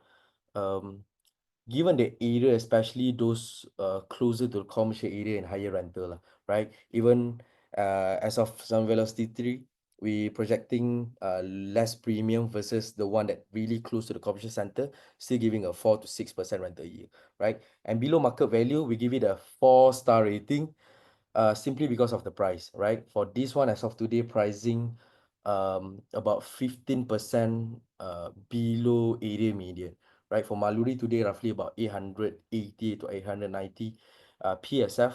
This one roughly about 750, starting from 750 PSF. Hence, is a given 4-star rating for below market value, right?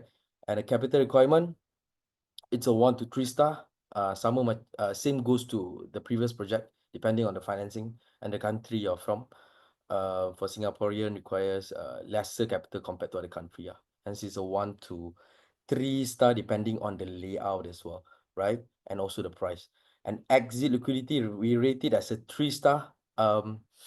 Looking at this area to be upgraded from upper tier 2 as of today to tier 1 roughly the next 10 years.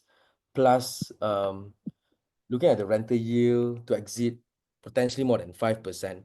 And again, another one point is the one that I mentioned. This area is now attracting more foreign interest, especially those in China. So if you go to the Maluri, it's very Chinese-centric kind of facilities. Even go to the mall, right? So given that the exit liquidity star rating is a 3 star due to that reason, right? Okay. I think just to add up, right? We recommend only tier 1, right?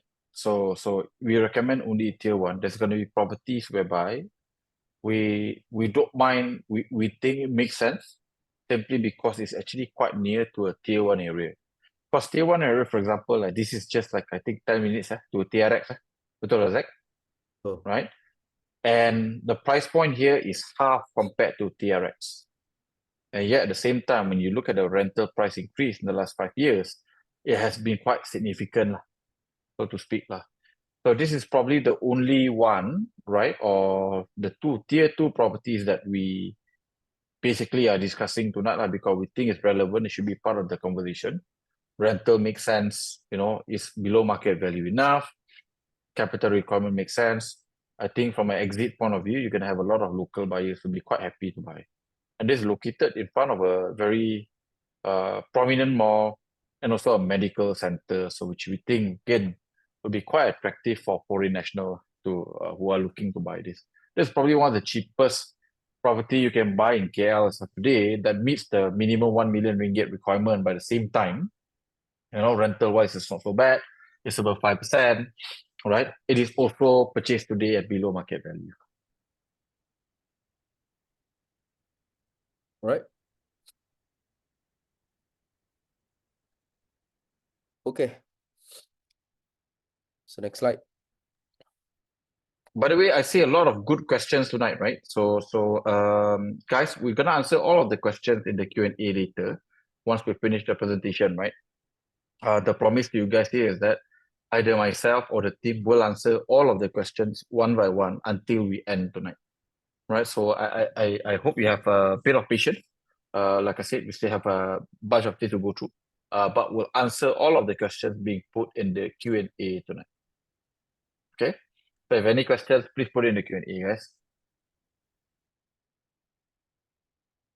Right. So as mentioned, the pricing roughly today, roughly about 750 PSF. It's as Faizul mentioned, 1.5 than the tier 1, which is located just next to them, about 10 minutes away sahaja, right? Just only about 10 minutes away from this area and this property, right? So for median for this specific area, roughly about 850 up until 890 lah, as of today, right? And the rental today, if you go and see the Sunway Velocity 2, the closest comparable, which is located just next to them, recently completed, right? So 2-bedder can fetch up to 3,600, 3-bedder can fetch up to 4,000 plus, right? And versus the mortgage, for information, the one that foreign friendly is the one at the biggest size, right? The 1,076 square feet, the 3+1 bedroom. So versus that, you are seeing that potentially can fetch about 46% yield on rental versus the pricing, right, as of today. Okay, so that's about Sunway Velocity 3. Okay, so I think I pass the floor to the next property to review.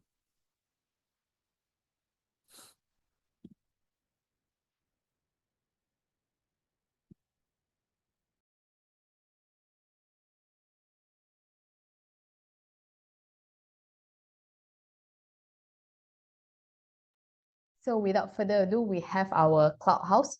So this is the one that's 150 meters away from our KLCC. So they have two component. One is the Paradox Hotel from Canada, and we have the residence suite. So I would say something great about this development. They have done a good move is by separating the hotel suites and also probably the Airbnb heavily depending on project on a on one tower, and the other probably is for residents, which if you're catering for those who wanted to really want to buy something in KLCC for ONC in future, so this is a good strategy for them. So they are not being listed from the Airbnb business, so they can just choose on to the less Airbnb oriented tower. So this is a freehold. The size is from 550 up to big sizes up to 1,002. With offering 3-bedroom, 2-bathroom. They also have dual key as well for investment value. So they have a sky pool, all these karaoke room for the facilities. So for this cloud house, they are advertising their branded, which is Paradox Hotel, and also they have infinity pool facing towards KLCC. The expected ROI is about 8 to 10%, which is a bit questioning for the prices. And this is the Airbnb hotspot. So for the rating part, we are putting the star 1 to 2.5 because of the prices they are offering today, and also the Airbnb game they are playing on. So they also depending on and make a comparison to a W Hotel towards the Four Seasons because they are using Paradox as one of the benchmark.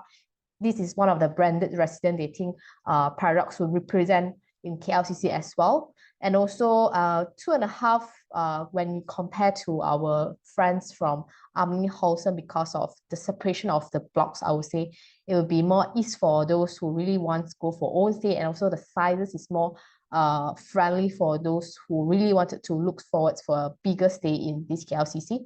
Below market value was just about 2-star. Capital requirements is 4-star, because for investors, this is a 30% or 0 down for you guys.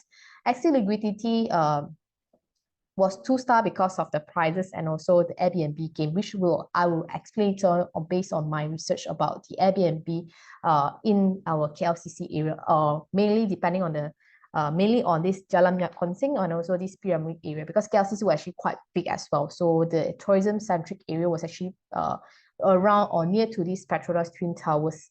So those who operated the Airbnb in this area, they have a higher occupancy and also higher rates comparing the other area of KLCC. So this is the research that I find out. So to compare as the more branded kind of residence that we have in KLCC, and not comparing as the real branded, which is our 4 seasons. So we have taken the Escort spec, which is our star residence, to give you guys a comparison. So there's ranging from 1 bedroom up to 2 bedroom up to 3 bedroom. So you can see their revenue can be very promising, up to 100K, up to 200K for this kind of spec, and also their daily rate. So they can be as low as 160 to get attractions from the markets. For 1 bedroom, they also can be as premium as, you know, offering a 1 bedroom in this Escort spec hotel with 280 up to 300 per night. For 2 bedroom, it can be as low, about 300 up to 450 per night. Okay, for 3 bedroom, it's about 700 up to 850 per night. So this is how the game in our Airbnb in this KLCC, or we say Jalan Minyak Konsing, or even this KL Pyramid Road lah. So the occupancy can be very high, very promising, and look like, oh, the good occupancy or the average from these 2 road was actually lowest is about 70%. The average is about 80% or 75% out to 80%. The best occupancy can go up to 90%.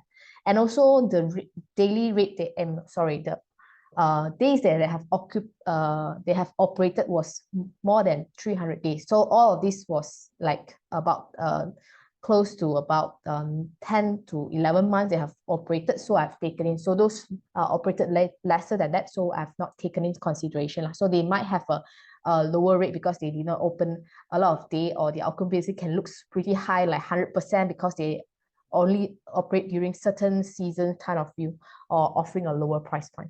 So if, let's say, you guys are really wanted to invest in this KLCC area for this Airbnb game, and you wanted to advertising as your branded suites or Escort hotel, what kind of rate you are going to referring to? So from my point of view is, if let's say Escort has been offering this kind of prices, or this is how their occupancy looks like. So thinking of all these upcoming KLCC product that's for advertising for this Airbnb game, are you guys as the similar spec, or offering the similar facilities, products, vicinity or walking distance towards the star residence or the Escort hotel as what they mentioned in? So if you're thinking your prices that entering was actually too high, because for your information, star residence and also Escort was selling about 2,000 per square feet, where all of the new launches was maybe above of this range. So when you are entering at a higher price point or higher per square feet, so your yield will definitely be affected. And also there's so much of upcoming supply in the town, and there are so many of residents that's been doing Airbnb in the town as well. So you might need to benchmark yourself if you are wanted to invest in this property today, maybe at this level of what kind of rate I would actually offer in the market, and to compete, with the market. So this is just some of the study, which I find like to compete in the market today was a bit challenging, especially the price point you're entering. So for Clubhouse, because of the super short distance, which is just next straight to our Petronas Twins Tower, their price was pretty good as well. It's about 2003 to 2005 per square feet. The lowest can be about 2003 per square feet. So median, as I mentioned, if you're comparing to all these KLCC new, is about 1,007. The old property is about close to 1,001 per square foot in the whole KLCC. So for Four Seasons, if you're comparing as a branded suites, it's about close to 2,007. So I've taken in Four Seasons for today's comparison for the rental, because Clubhouse has been advertising they're having a branded residence, which is Paradox as well. So to be fair, I've taken in the rental rate from our Four Seasons. So to compare, if you wanted to get Four Seasons 1 bedroom, which is about close to average about 10,000, or even your 2 bedroom close to about 18 or 30,000 for a 3 bedroom. So for the markets they're offering, so it depends. So this is why from the star rating was about 1 to 2.5 stars, because it depending on what size you are referring to. And for information, Four Seasons came up to 30,000 because the size was actually pretty big as well. So this is why they can go up to that big size, and also much more premium, and also for the product they have been offering the market. So if let's say we are referring just for a 1 bedroom, so in the markets is for your mortgage was 90% is close to about 7,000. And also for when I asked from agent, what kind of buyer prospect that you guys are targeting from? Are you guys mainly have more foreigners buyer, or you guys having more locals buyer? They actually say we also have much local buyer also, because they are being attracted for this branded suite, and also the location of this product comparing to some other product in the market. And also hence that is why I wanted to mention about the rental. If you're comparing for like Four Seasons, so this looks very promising. I can make you know, I have positive cash flow. But if let's say you are just wanted to compare to like Escort or W Hotel or even Sky Suites, which is just next door, I guess the rentals was a bit far, so that's why the yield would be pretty low for the clubhouse. And also they also advise or let the clients know that this would be an Airbnb product. So if you wanted to get for the higher rental yield, or you know, the ROI return, you have to go for the Airbnb game lah. So it's now for the dear investor to make your calculations about, okay, since we have seen some of the study from the street of the Jalan Minyak Kuansing, how good is their Airbnb performing. So if Clubhouse was actually offering this price point, are you able to make the deal? So that's the question for you guys. So in terms of the next one we have is actually Pavilion Square. So when we know about Pavilion, they are considering one of the product that can retain their value, their prices, you know, because they have their, I would say, their pool of fans who actually buy pavilions, you know, regardless of what price they're offering the markets. Maybe they are limited, they cannot do Airbnb, but there's still a lot of buyers who are actually buying in lah. So this Pavilion Square is actually an integrated product. So they have offices. So they are offering a small sizes, as small as 500 square feet. Bigger size will be 1,002 lah. So they have a sky pool, sky gym. This is what they are offering. And also, this is what agent marketing lah. So this is located just at Bukit Bintang area. So there are strategic locations. It's a matured area already. This is from a branded developer. So for Pavilion size comparing to all his old product, Pavilion Resident and Super Suites, this is one of it that's offering a market which is offering small sizes and a lower entry price point, because if you're comparing to Pavilion Suites, which is for smaller sizes, but the price point is about 3,000 per square foot. But this is actually offering a lower price point, about 2,001 or 2,000 and above price point. And also this is a mixed integrated development. So they have offices within this development, and they have the connected link bridge to the Pavilion Mall. So this is going to be a complete cycle. Like you can go to offices, you know, or you come back from your work, go back to your residence, you want to go for food, so you just go back to the mall. So this is the integrated development. So in terms of pricing, so I put 2 to 3 star because just for information, Pavilion Square, you cannot do Airbnb. They have already said upfront, no Airbnb. It's only for staying. It's either you rent it for a whole unit or you stay on your own. So they have mentioned it upfront. So in terms of, maybe they have limited MRO, but the price point they are offering the market is actually not too expensive. It's not up to 2,004, 2,005. It's like, or even comparing to Pavilion Suites was about 3,000 per square feet. It's not that high. Hence, in terms of the mortgage wise, you're still able to make about close to 5% yield, just at the market. Below market value is about 3-star. Capital requirement is about 2 to 3-star. You have to pay certain of down payment for this. Asset liquidity, I'll put at 3-star because it's not heavily depending on the Airbnb gain. And also for pavilions, even though they might be very pricey, but there's still buyers who wanted to buy for the product because of the, I would say, what pavilion have offered in the markets. And also they are quite well known as a branded developer. So even pavilion suite was about 3,000 per square foot, there are still buyers who purchase at the price point as well.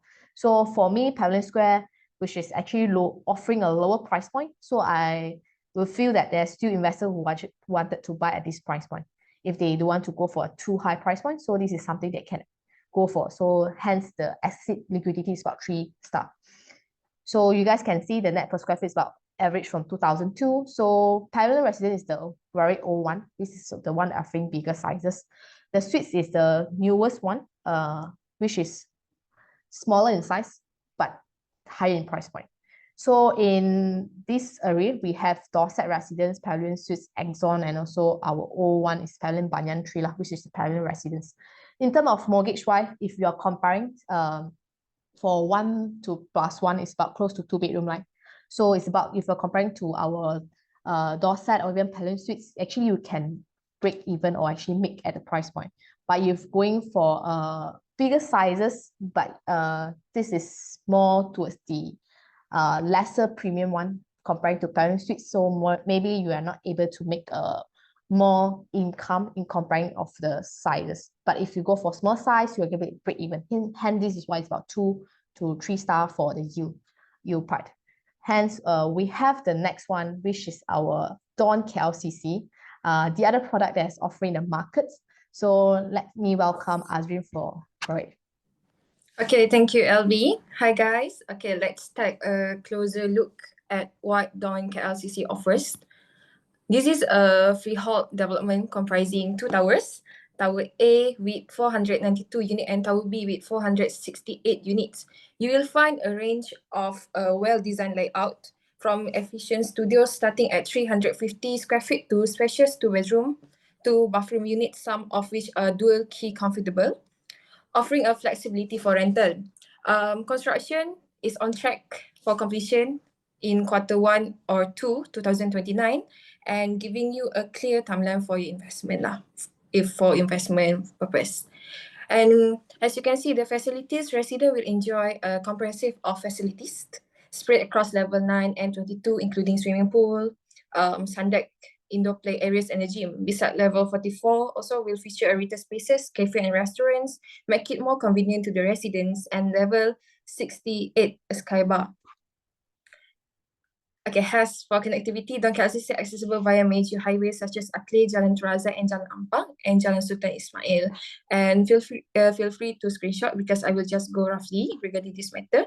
The healthcare facilities are accessible also, like Prince Court Medical Center, National Health Institute, and many more, and shopping, K Avenue, Suria KLCC, approximately 500 meters from Dawn KLCC, and many more. And last but not least, Dawn KLCC is within walking distance, just 500 to 600 meters from the LRT station at KLCC and Kampung Baru. Next slide. Okay, this is agent marketing POV. From an agent perspective, Dawn KLCC enjoys a tier 1 KLCC address because of the locations. The Airbnb hotel concept hints at the strong rental potential, which align perfectly with the freehold tenure. The agent said that the projected ROI of 7% to 13% is particularly compelling for the investor. And finally, this one is a bit questionable because it's expected to be one of the tallest building in KLCC. Next slide. Okay, this is the star rating. Can rent 3 to 4 star. Buy below market value 3 star, capital requirement 1 to 3 star, and exit liquidity is 3 star. Can rent 3 to 4 star because we can see that it can achieve a 5% to 6% yield. potentially reaching to 6% and 7% or more due to the layout size and price. And next slide, Albee. And this one, feel free to screenshot also. Looking at the market rental, we see a strong potential because we make it 3-star because of, for this similar development in the KLCC area, 1-bedroom units can fetch between 3,000, 8,000 and 6,000 2-bedroom units, range from 3,005 to 8,005. And the larger 3-bedroom also unit can command anywhere from 4,003 to 15,000, depending on the size and the view. And for the below market value is with a price per square foot, as you can see, is approximately about from 1,007, and the KLCC median at 1,715 PSF. The selling price is expected to be at the median, which is above median. That's why we make it 3-star. The median PSF, as you can see in KLCC, is around 1,007, with premium development like Four Seasons commanding significantly higher price at 2,694 PSF. And this position down KLCC competitively within the KLCC market. And that's all from me. I think I will pass to Albee for the next.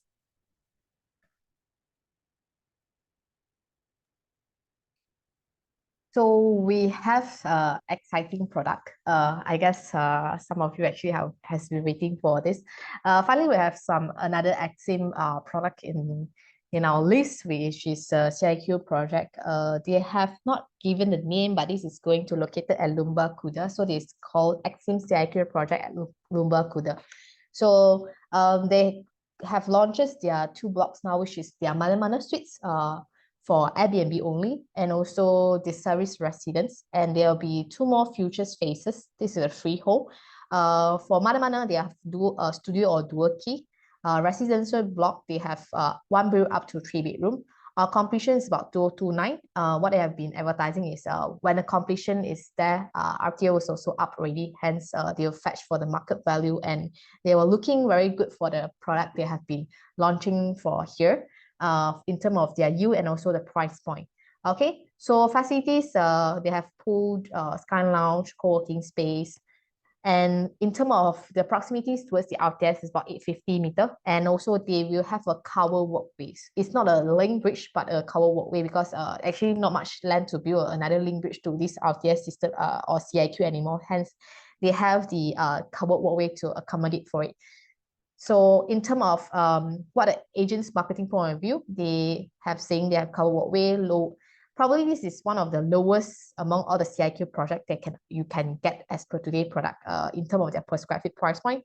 And also they have high ROI, stable income from their rental or even from their Airbnb they have projected.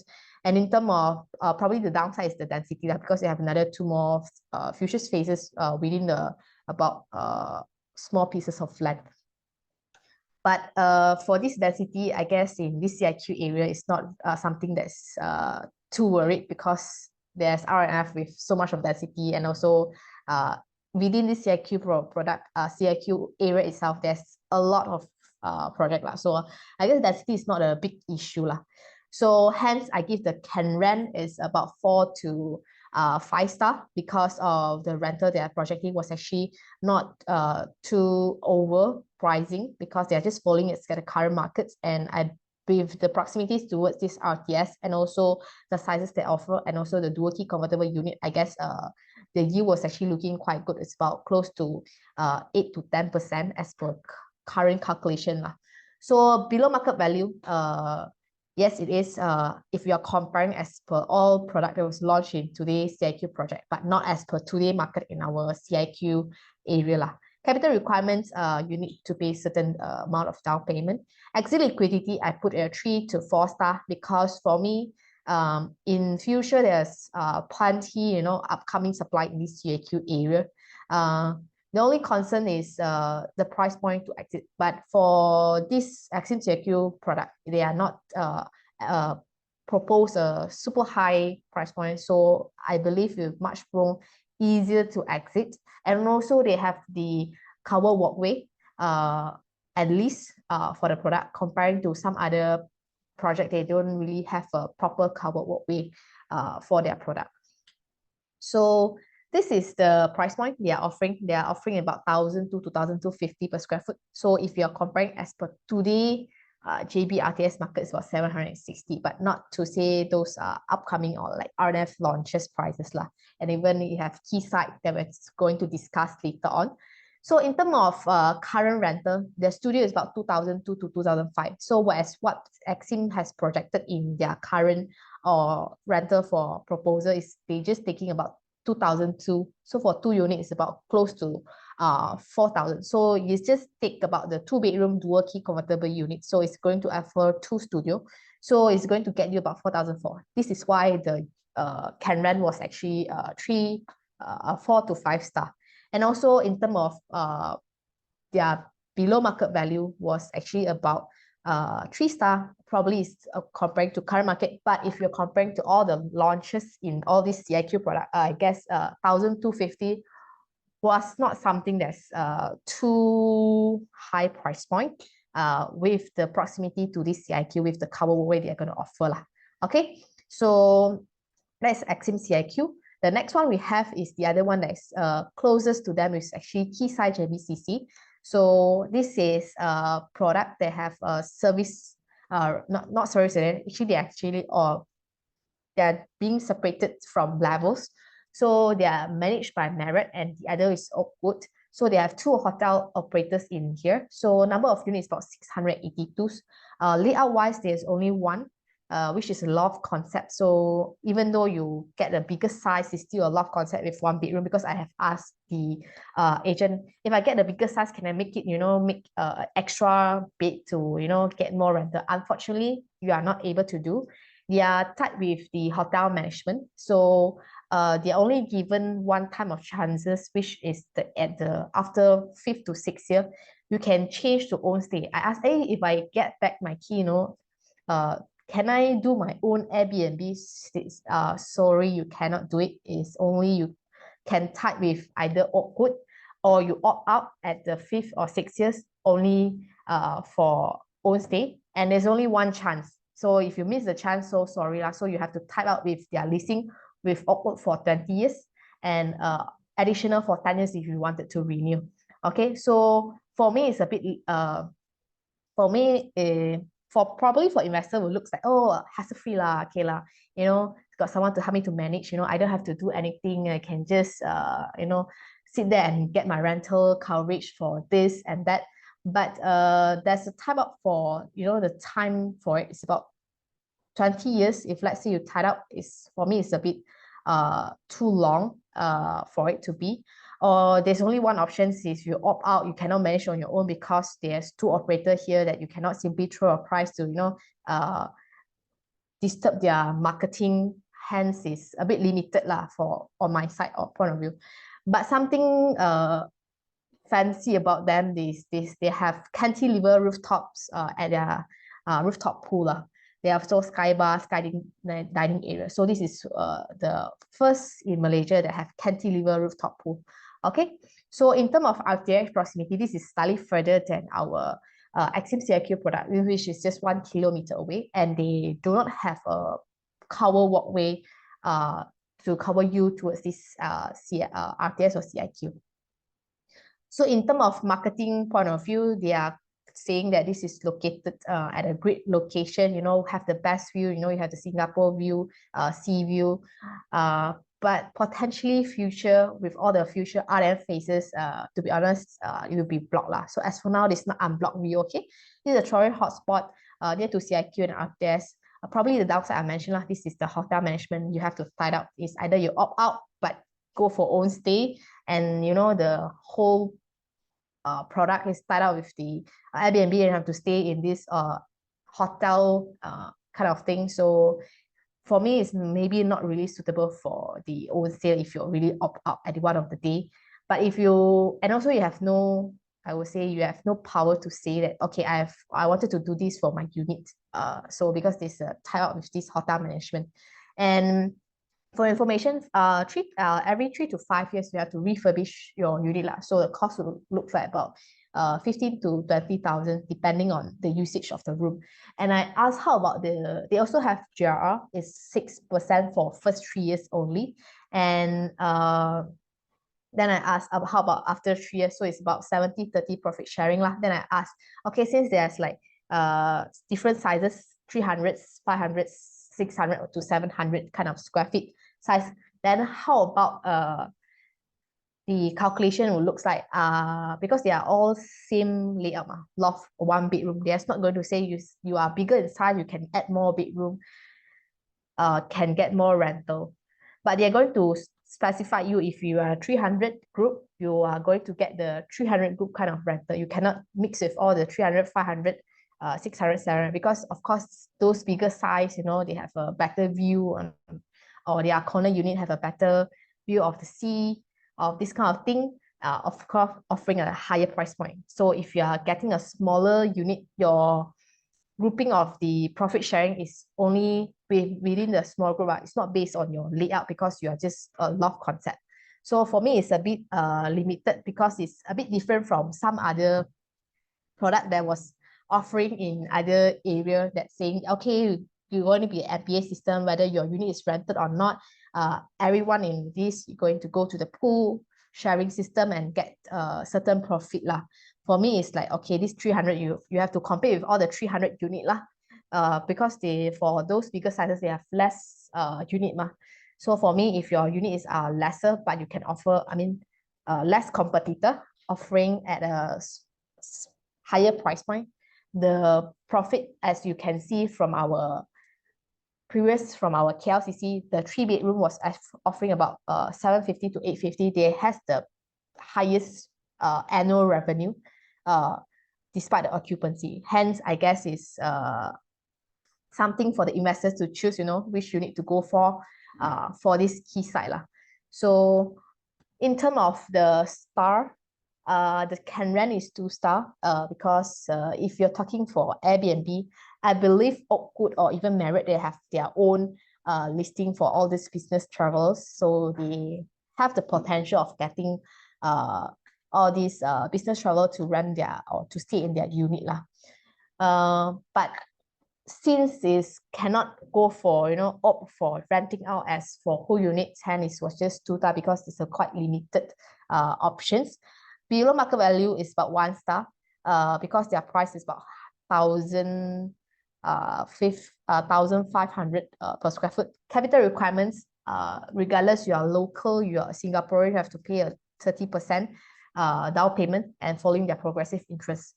So exit liquidity 1-star. Because of the hotel management, it might be a hassle-free kind of thing for all the investors, but I feel it's a limited of restriction of the usage of the product that you own lah, the property that you own. We cannot rent it. You want to sell it, yes, you have to find an investor who can buy to a product and say, okay, I'm okay to lease back my property to Oakwood for another maybe you're left with tenancy about another 10 years. So they have to, you know, the new buyer have to continue because the only one chance is either you opt out at the 5th or 6th year. If you miss the chance, then you miss it. So for me, it's a bit limited the usage for this key site if you're owning this property lah. Okay.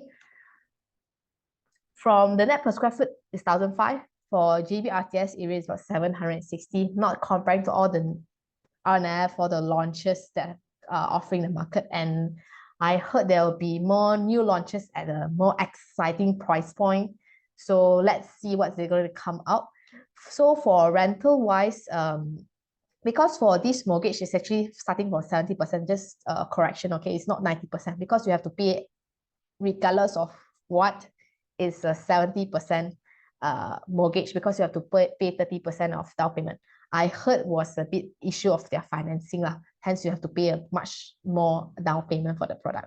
Hence, the mortgage per month looks pretty low. It's about the small size 330 square feet is about close to 3,000. 700 square feet is close to 4,003. So for per month, this is why the agent might justify to you they can make about 8 to 9% of you because of your mortgage is lower in your monthly, and also but you actually pay an upfront money of the down payment lah. So you have to pay a 30% unlike some other product in certain area actually offering for this similar or Airbnb kind of thing, but they offer you zero down, 50% off kind of thing lah.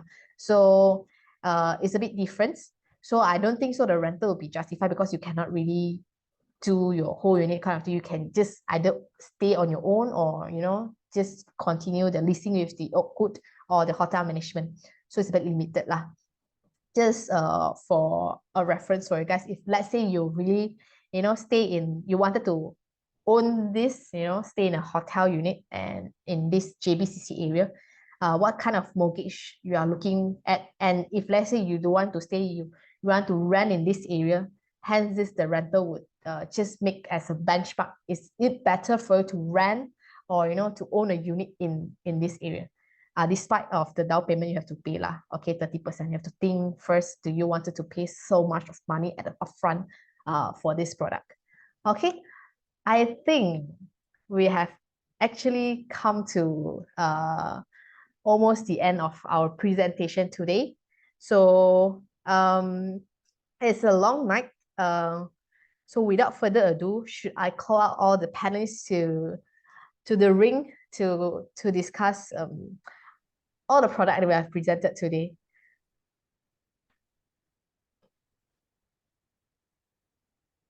Okay, let's go, everyone. Let's pick our top two. Why? I pity everyone who is doing this for the first time, right? The amount of information they need to know is just insane. The front part technical, financing, the down Oh. payment, what should buy, the Luckily got the currency. recording. I do really suggest everybody to really just go back and digest, right? If you're not familiar with economics, right, it's even worse. I mean, put it this way lah. It's either 2 hours of this or 50,000 to 100,000 to 200,000 Yeah. of losses, right? Yeah. Yep. So, unfortunately, I don't think we can make it any more simpler, Sean. You know what I mean? Yep, I agree. If you have I to do agree. a crash course of Malaysia property, this 2 hours is it, right? So, you want to start first, Sean? Your pick, top two? I will pick Non-Faket Pro, of course. of course. So, Faket Pro tak boleh.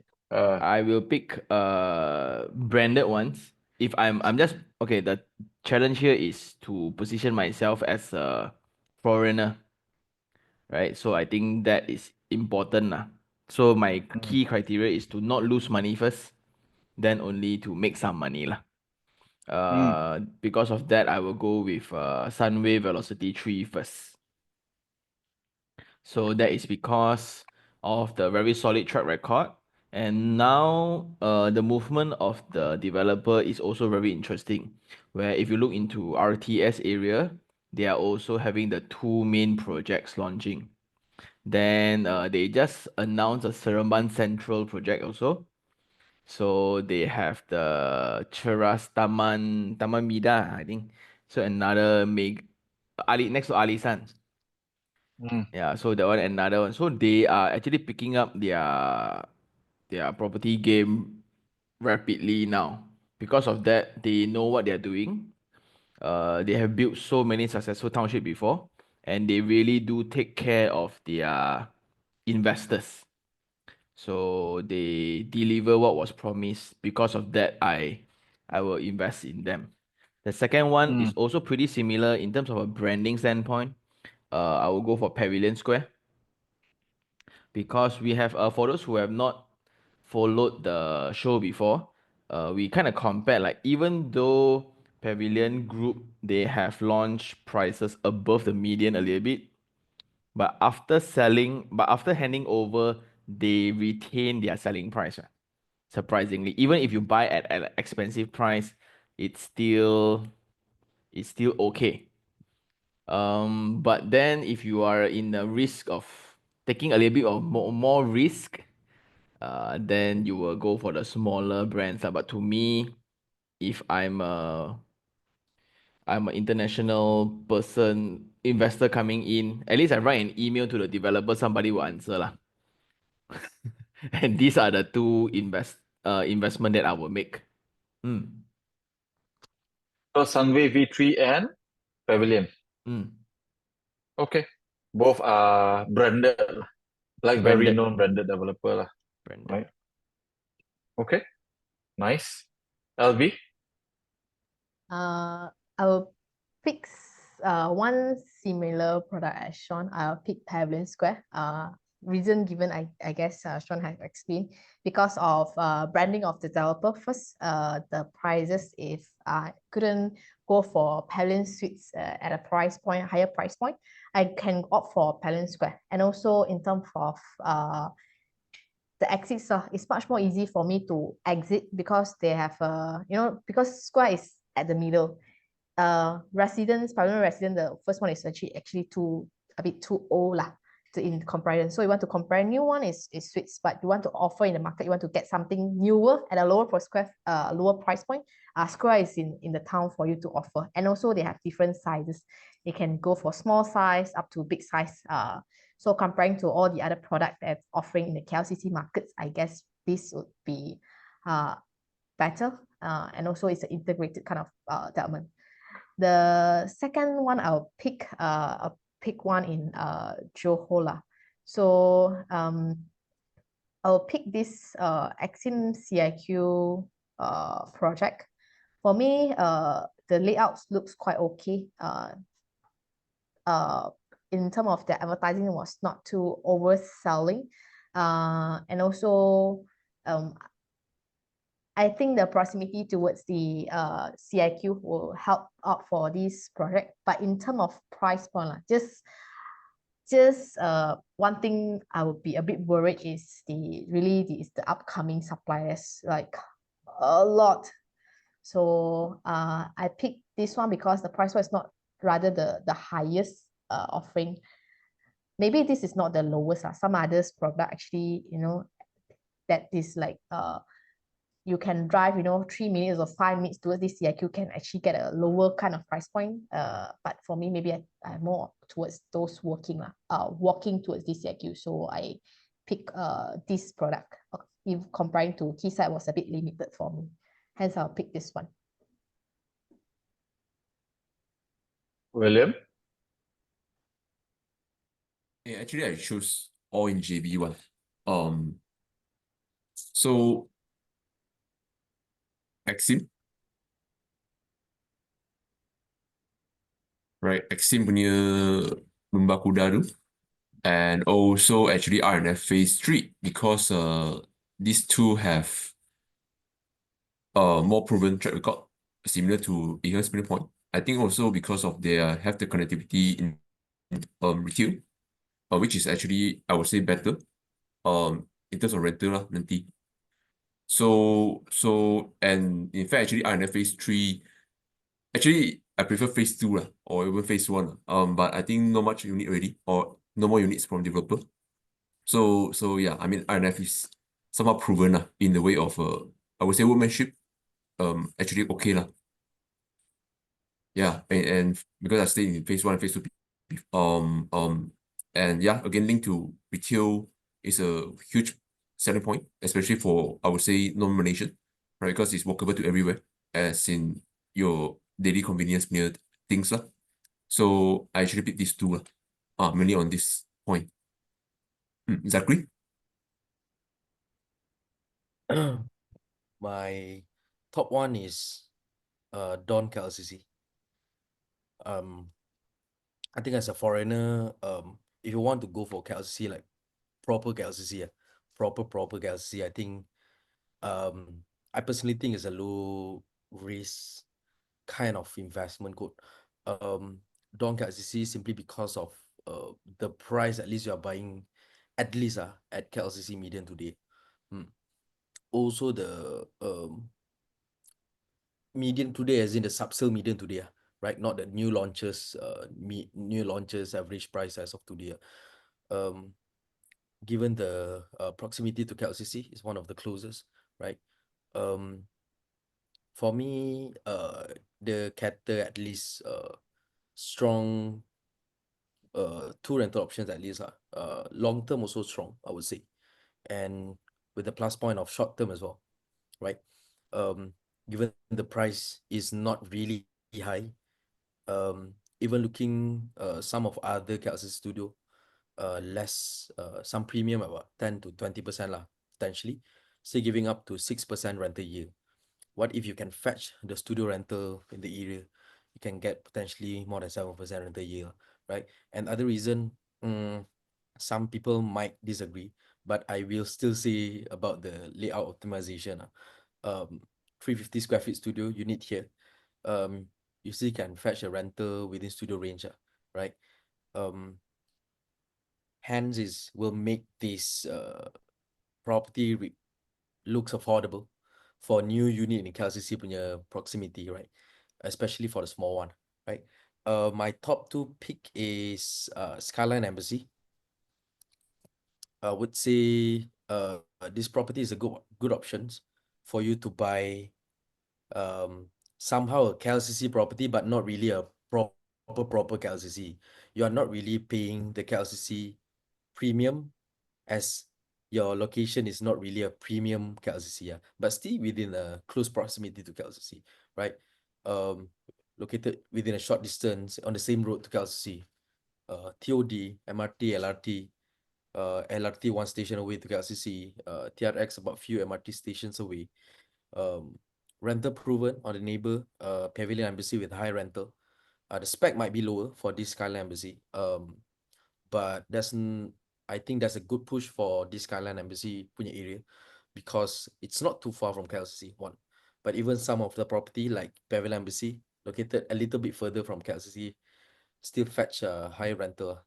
So I think this one located in the middle, I think still can go for good rental as well, right? The price is fine, from 1,002-ish. So I think it's a safe buying, I think, right? So these two. Azrin? Azrin? All right. Okay, my top pick is Sunway Velocity because if I were a foreigner looking to buy property in KL, I seriously consider this one because it's located near to the TRX, Tun Razak Exchange, which is going to be a major financial hub. Plus, it's close to Bukit Bintang and KLCC too. And actually, I think that this area could become just valuable as KLCC, maybe in about 10 years, because there's a lot of interest from expats, especially from China. And that usually helps property values go up over time lah. And my second top property is Don KLCC. And the one thing I really like is how easy it is to get around from here. You know what I mean? Like you can literally walk to KLCC, to office building like the Public Bank Tower, and even to 2 LRT stations, KLCC and Kampung Baru. And for me, it's super convenience, especially if you work in the city or want to attract tenants who do. So yeah, that was my pick lah. Sunway Velocity and Don KLCC. I've got a controversial pick, but it's subject to multiple things. The first one, which is the easy one, is probably going to be Exim in JB, right? If it's below 1,000 per square foot, rooftop pool, within 1 kilometer to CIQ, right? Makes it a much safer bet, right? Given the fact that I think Exim from a quality POV is definitely going to be decent, right? Facilities and facade will also be quite decent. So I like to have a play in CIQ. I just don't want to pay above 1,000 per square foot. So if it's below 1,000 per square foot, done. Easy, right? Core layout is good. You know what you're gonna get from Exim, right? As a developer. The second one will probably be Armani Houston. So despite what has been said, right? So the question mark here is that you have a very big price range indication, right? So it's 1,007 to 2,007. So again, the caveat for me, right? The caveat for me would be, will they bring a proper branded 5-star operator? Number two, will the units that I want with the layout that I want with the KLCC view will be available to me at maximum 2,100 ringgit per square foot, right? Because from a facility point of view, I think it will be quite unique. It will be quite spectacular, lah, in all honesty, lah, right? I think they are looking at doing what? I think a 18-hour pool, or maybe even a 24-hour pool, right? So it'll be quite unique for the KLCC area. Location-wise, it's there, pretty good, right? So it's a question mark for me, lah. The most straightforward will probably be Dawn KLCC view, but those units are not available. So which is why I'm shifting my attention to Holston. So from a facilities point of view, it's going to be superior. Location-wise, arguably is the same, lah. Then the next question is that what is the branded operator that they will bring, if they bring one, and will I be able to get the KLCC view unit I want at below 2001 per square foot, right? So those are my top two picks, right? Yeah, right. So that's our POV, right? So yeah, based on the properties that we have today. So I think we now move on to the Q&A. Before that, very quickly, right? I think there's already people asking the question, right? How do we get access to some of the properties that we mentioned, right? Things like Albee, things like Toya and whatnot. But we can move on to the slide. Okay. Okay.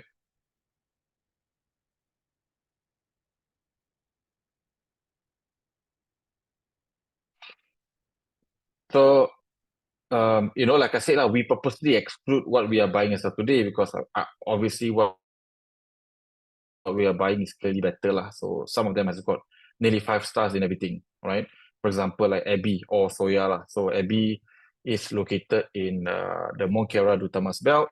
Albee is located within walking distance both Pavilion and TRX, right? So if you include those, then I think all of us will most likely pick this between these 5. But because we exclude, so it makes it a little bit more interesting. Now, I think there's a lot of people who basically asked us the question, how do we have access to such property? You can basically join our bulk purchase group, right? By going to the link, by scanning the QR code on your screen. Move on to the next one, please. Right.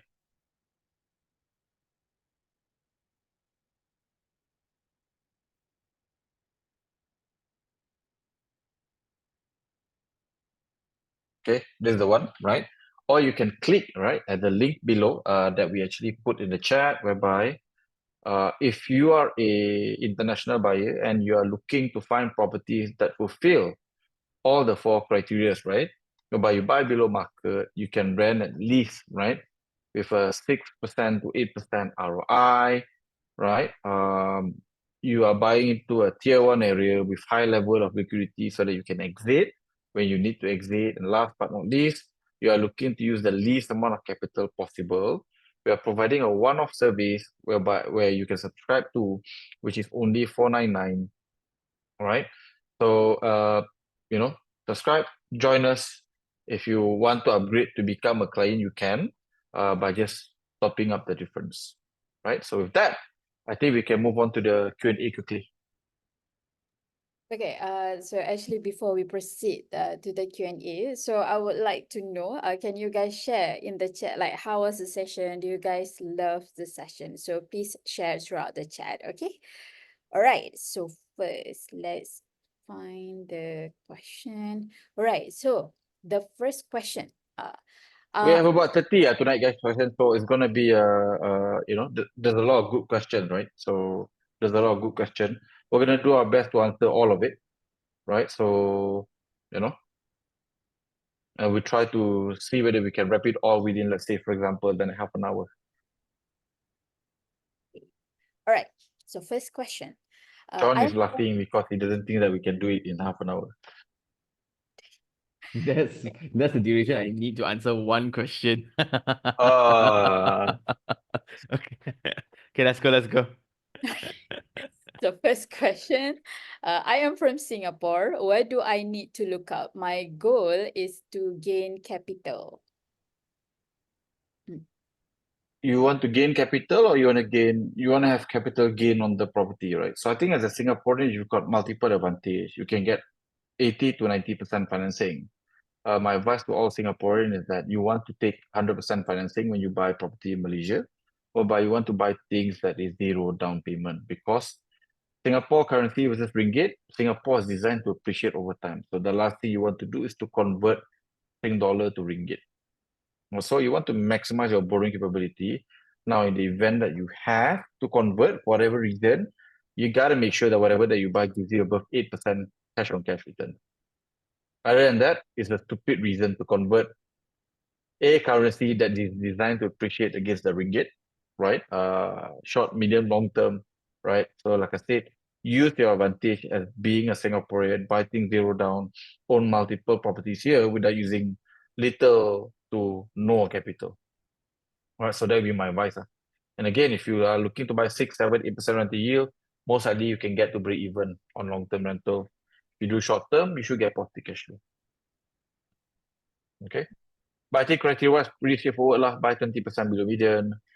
Buy things at little to no down payment, right? Maximize your loan because you can get 80 to 90% financing, right?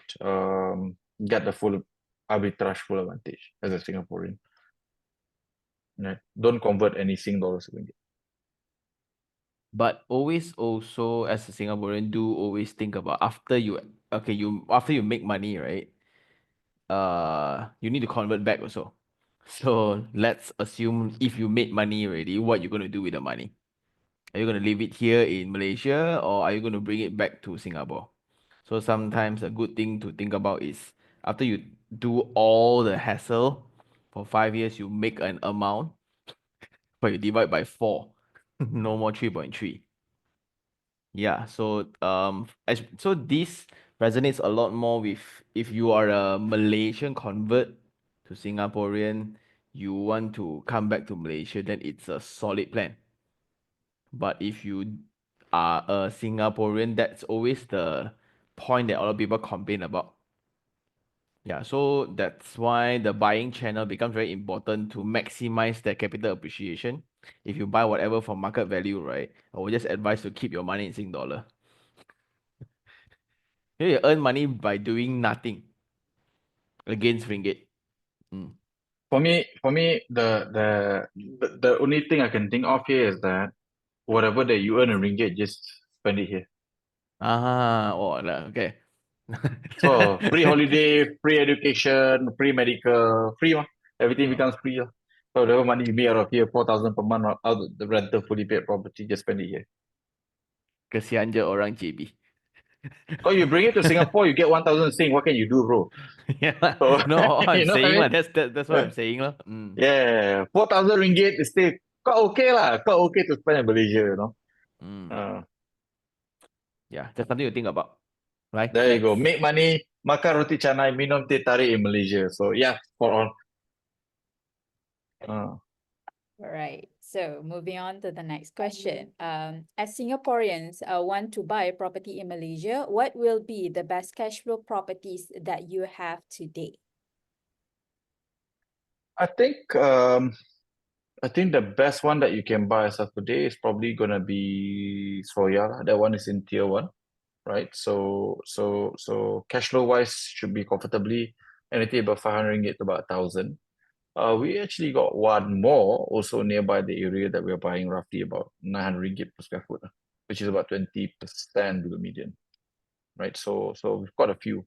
I've got one which is for capital gain and cash flow, which is 500 ringgit to 1,000 ringgit property cash flow to about 100,000 to 200,000 ringgit capital gain.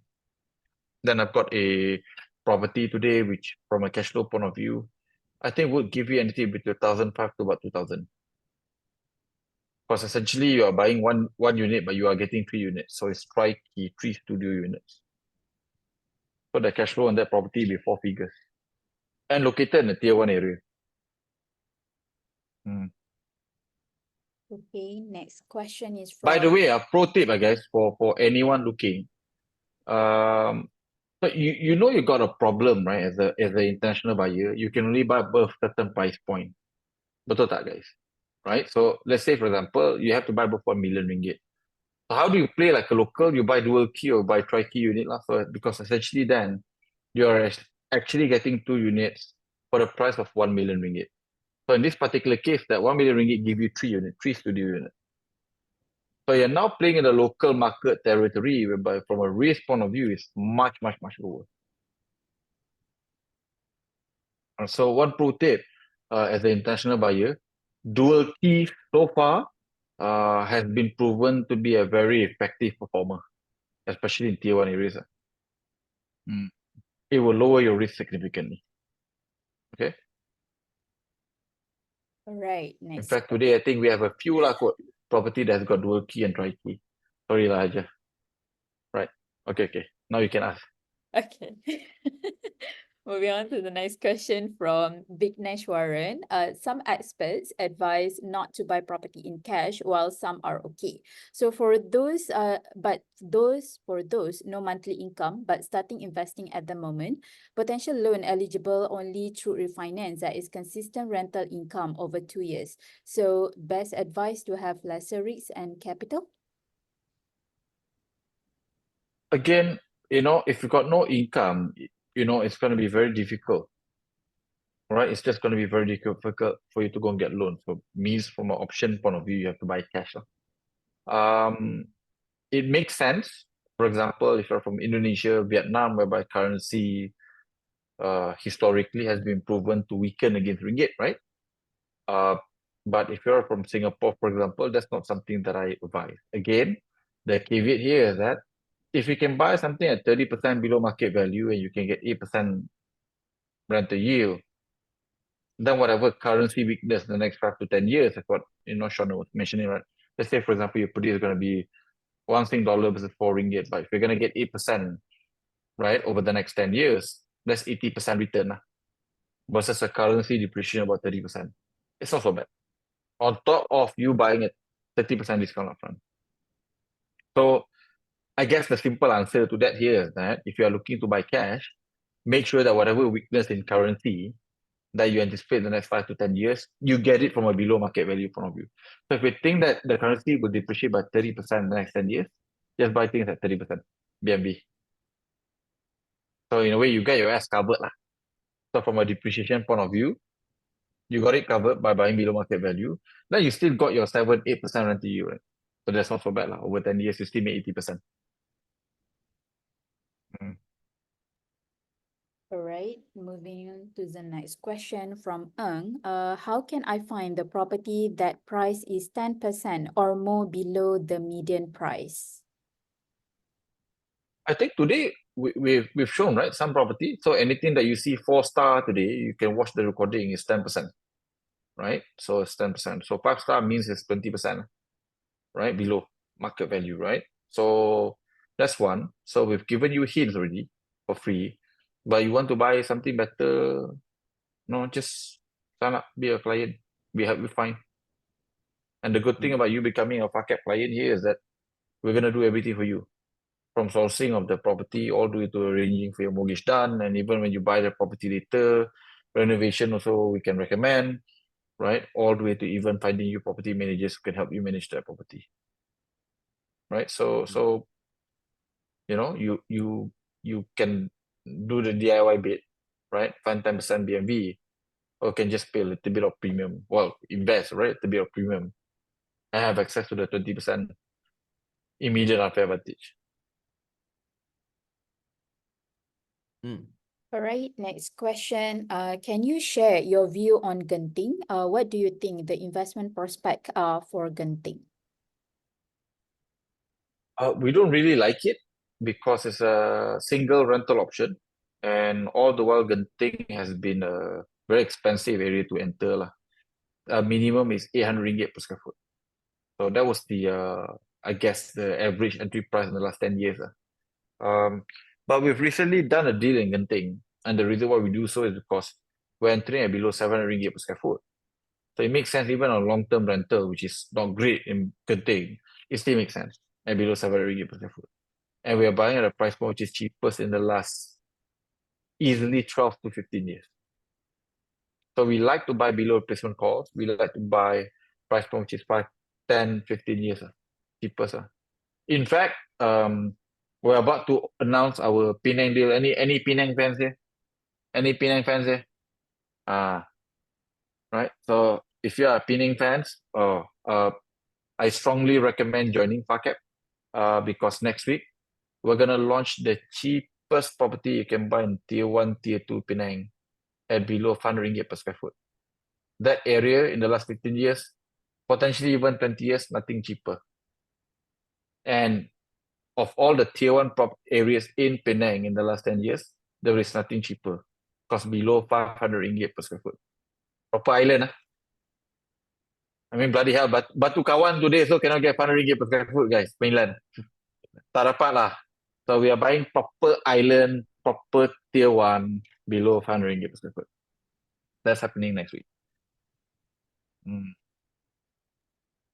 Okay, so next question. What is the biggest risk I can suffer from in the Malaysia market? I think that there are two major risks, right? So Sean, you can add more later. Number one here is that what happens when the property is abandoned? So that's your worst risk, right? So in a way, it can be your worst risk. There's also a possibility it can be your biggest advantage, right? If you pick certain units, especially high floor units, especially project that has got massive rebates, buying high floor will make you a lot of money. Cost, it can be delayed, it potentially be abandoned, but by the time it's completed, the LED you're looking at is going to be a six-figure sum in Sing dollars.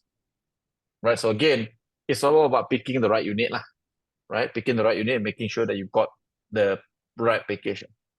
So obviously, if you don't want that problem, right, just buy from reputable developers, right? Just buy from reputable developers, which is why, for example, I think when you look at Sean's recommendation today, right, and a lot of us today, we're looking at Sunway Velocity because, developer purchase Sunway Pavilion, right? So then Exim, right? So these are all developers with quite sterling reputation, right? Pretty significant reputation, no delay, right? No abandoned track record, basically, right? So that's number one. Number two here, obviously, when you buy wrong property, wrong area, wrong price, then your rental is your bleed is going to be more than 1,000 ringgit per month, right? So, but if you have attended tonight and you've stayed up until now, you are most likely going to be able to go and avoid the second scenario. So your only real risk is your first scenario, right? So the other thing that I think, because we've had quite a fair bit of foreign clients that came to Park Capital last year, right? And a lot of them are buying completed property. So you buy completed property, there's no risk for your first scenario. Yep. So just to cover, I think the first one is abandoned project. And this is abandoned, a real true abandoned, not like seek and save kind of scenario. True abandoned. Even gone through- delay can be quite painful, right? Yeah. So the Yeah. second one is you cannot exit the project. Means you cannot rent out or you cannot sell later. And that is most of the time what happens to a lot of Singaporeans who bought Genting like 15, 20 years ago. So they buy at Iskandar, Iskandar, wherever lah. Genting, right? And most of the foreigners are taking baits of marketing campaigns because they only market to what you all want to hear. So I think a lot of developers will be hating Faizul today. But yeah, so by buying completed projects really do eliminate a lot of risk because all certainties are in place. Like the datas are all in place. So for foreigners who are better in data compared to Malaysian investors, that's the way to go lah. That's the way to go. Yeah. Yep. A lot of our launches in Parkap, we actually prefer to buy something completed. So our next one in Penang also completed, right? So yeah, Oh, completed one. completed. Last time selling 900 ringgit per square foot. I Now cannot below, guess, so I'm not so curious, but I don't want to spoil my own fun. right? So and rental is pretty proven lah. So basically, we quite like. So William is the first person who put up the loan for this particular project. Before everyone else, he said he's sacrificing himself to go and test out the loan bid for the project. He claims he's sacrificing. The reality is that he's going to buy the first unit. Yeah, I Right. mean, I'm the one who will do the sacrifice first lah, to test the loan Yeah. first. Yeah. Oh, 70% LTV friendly some more, no. Ayo. You hear my buy already, 70% LTV. Ayo. Can I'll get consult off Rina. already. I don't. Okay, see you guys. Next. But I mean, if you observe those rates, right? You if you buy completed, you got no abandon risk. Then the next question is that again, can you exit? Can you rent out profitably, and then can you exit? So if you buy below market, you can exit. And if you observe that what we taught tonight, you should be able to go and exit, because even the local guys, if your property give you 6-7%, local guys will buy from you, right? Because they can get cash flow, they can get at least break even. That's why the rental is so important. So the reason why everyone is stuck in Iskandar, because it's negative cash flow 1,000, which local guy want to take over? So it's like a situation whereby you have been scammed to buy a bad property. Now you have to scam someone to buy that property off you, right? So why don't eliminate the risk by not getting scammed in the first place to buy cheap properties, guys? Right? So that's the whole point of tonight. Live, next. Okay, next question is from Zam Ong. Will there be discussion about how to find, the spelling here is like NUP, 10% PMV for new JB projects? How to find NUP? Is that the right question? I think we've already hinted, right? Okay, all right. So well, you go watch the slides again. We've actually provided guideline for TS, what's the average price point and whatnot, right? So just to give you some sense, Johor, we are buying today in tier 1 and below 400 ringgit per square foot, right? Tier 2, we are still paying less than 400 ringgit per square foot. No one is buying cheaper than us in Johor as of today. Both tier 1 and tier 2. Right? So you can find those things. It's just not going to be sexy and well discussed in Reddit or forums. All right, moving on to the next question from Brian. I am currently looking at this one property near RTS, 3 minutes by driving. There are a total of 4 blocks. As of now, Block A and B Phase 1 VP on 2024 and the Phase 2 ready by 2029, just launched recently with SPA price at 94K versus 500K for Phase 1. Subsale Phase 1 price now selling for 700K, while bank value is 730K until 750K. So do you think it is the best buy? Need your advice, please. Most of the recent project in JB Town selling at 900 per square feet, which I think is overpriced.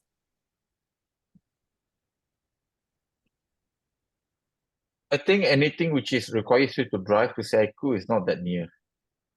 So put it this way, like anything that it requires you to drive, I'm not gonna pay about 600 ringgit per square foot. That's how you for sure make money. So here's the thing, right? So again, me, Sean, we've seen this market long enough. Never buy into the hype and the euphoria, guys. Just because some other project selling at 1,001 has got nothing to do with you buying something at 700 ringgit per square foot. Really. Just because 500 idiots decided to pay 1,001 on a project doesn't mean this 700 suddenly becomes cheap. Right? So don't buy into the hype. Look at the numbers. Numbers is very clear. Why don't we pay above, let's say, for example, 900 ringgit per square foot in TS? Because if you look at the subsale as of today, it's still below 800. So 900 is generous. Look at every tier 1. What's the subsale transaction? It's all below 700 per square foot, which is why we don't pay above 600. And today we are paying 400 lah. Look at tier 2. Averagely 400 to about 500 ringgit per square foot, which is why we don't pay above 450 per square foot. Numbers don't lie, I guess. So, but you should never. So the reason why a lot of people got burned last 10 years in Johor because They buy something at 800 ringgit per square foot, and the way they justify is that, see that guy launching at 1,000 per square foot. Right? That's how you die. That's literally how everyone died 10 years ago. So don't repeat it, guys. Right? So there's a reason why I get so much hate by the agents and the developers, right? Because we tell you this thing. You know, these are the things that they're never gonna tell you. They're gonna tell you, hey, my project is 700 ringgit, extremely value for money. Right? Look at the things which is happening in Johor. We had a developer who launched 700 plus per square foot, 80% sales returns in less than 6 months, doing very well. Right? And they are launching it in a location whereby we paid 330 ringgit per square foot just 2 years ago, guys. Just 2 years ago, we paid 330. Right? I mean, like, am I happy that, you know, almost 1,000 people decided 700 ringgit is very cheap? Very happy. But I think my clients paying 350 is happier. Like, literally happier because they're buying a lower density development at half the price point. So don't buy into the hype. That's all I can say. I think that's the same mindset for the KLCC scenario also lah. So for those who are listening, 2008, 2005 per square feet launching, right? And I'm getting this at 1,008, so I'm making 1,000 per square feet over a street, right? That street Yeah. can be a huge difference in pricing, and most of the inexperienced ones will just get caught there lah. Correct. As an international investor, then you gotta really know that every street counts in Malaysia. Every street counts. Like the difference in street can cost like 30-40% pricing at very extreme times, especially in Johor now. So in that scenario, it's either walking distance, covered, or not. 5 minutes driving and a 30 minutes driving, I don't see the difference really. But certainly when you hop onto a car, 30 minutes and 10 minutes, not much difference, but you can save a lot more money in that. Yeah, so we kind of had the discussion for the deal or grill also. It's either you are the William choice, you want to be right next to CIQ, right next to the station, or somewhere further away. So the first choice is that, second choice is everything else. Yeah, so when after driving, right, 5 minutes drive, 10 minutes drive. No, it applies to Singapore, yes, but it doesn't apply to Malaysia. We love our cars. Right. We did a deal or grill for Johor Bahru. I strongly recommend anyone looking to buy something in Johor, go and watch it. Right? There's a lot of insights. Right? So JB Tier 2 Lakin is 5 minutes to CIQ. Exactly. That's exactly what we bought at 350 per square foot, bro. Just 2-3 years ago. Exactly. Right? So you know, we are quite happy, but it's definitely not 5 minutes to CIQ lah. Right? It's not 5 minutes to CIQ. It's not that near. Right? So be mindful. So the other insight here I can tell you as of now here is that as of today in Johor Bahru area, there's about 50 to 60,000 new upcoming supply, right? New upcoming supply within 5 kilometer radius of CIQ. Right? So there's a lot of supply here. Right? There's really a lot of supply. Okay? So be careful.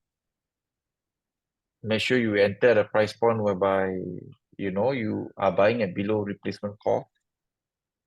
Right? So that's how you make sure for certain you're gonna make money.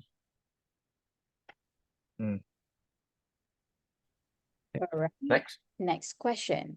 Hi there, I'm from Shanghai. I'm not sure which is the best place to buy in Malaysia. What I heard generally through Xiao Hongshu and YouTube is Penang or KLCC or Monkera or the Sepak City. So any comments and recommendations? Phenomenal. That's why you attend tonight, right? So Penang is not good for yields, right? So Penang is something that you can skip if your goal is to get cash flow, right? Because Penang rental yield is lower compared to KL, lower compared to Johor. So that's the first thing you have to skip. So Penang's game plan is only capital gain and nothing more, right? As far as area is concerned, we've done Battle Royal for the Sapak City, we've also done Battle Royal for Monkera. We also think as of today, of all the tier 1 areas in KL, Skyline Valley, we think Monkera Dutama site is the most undervalued, right? Because there's only one Monkera with 4 international schools, right? So if you look at the percentage of the mainland China communities moving into Monkera is also quite significant. I think with easily now, I think within a 3 to 4 kilometer radius, probably what, 40 to 50 hotpot restaurants now.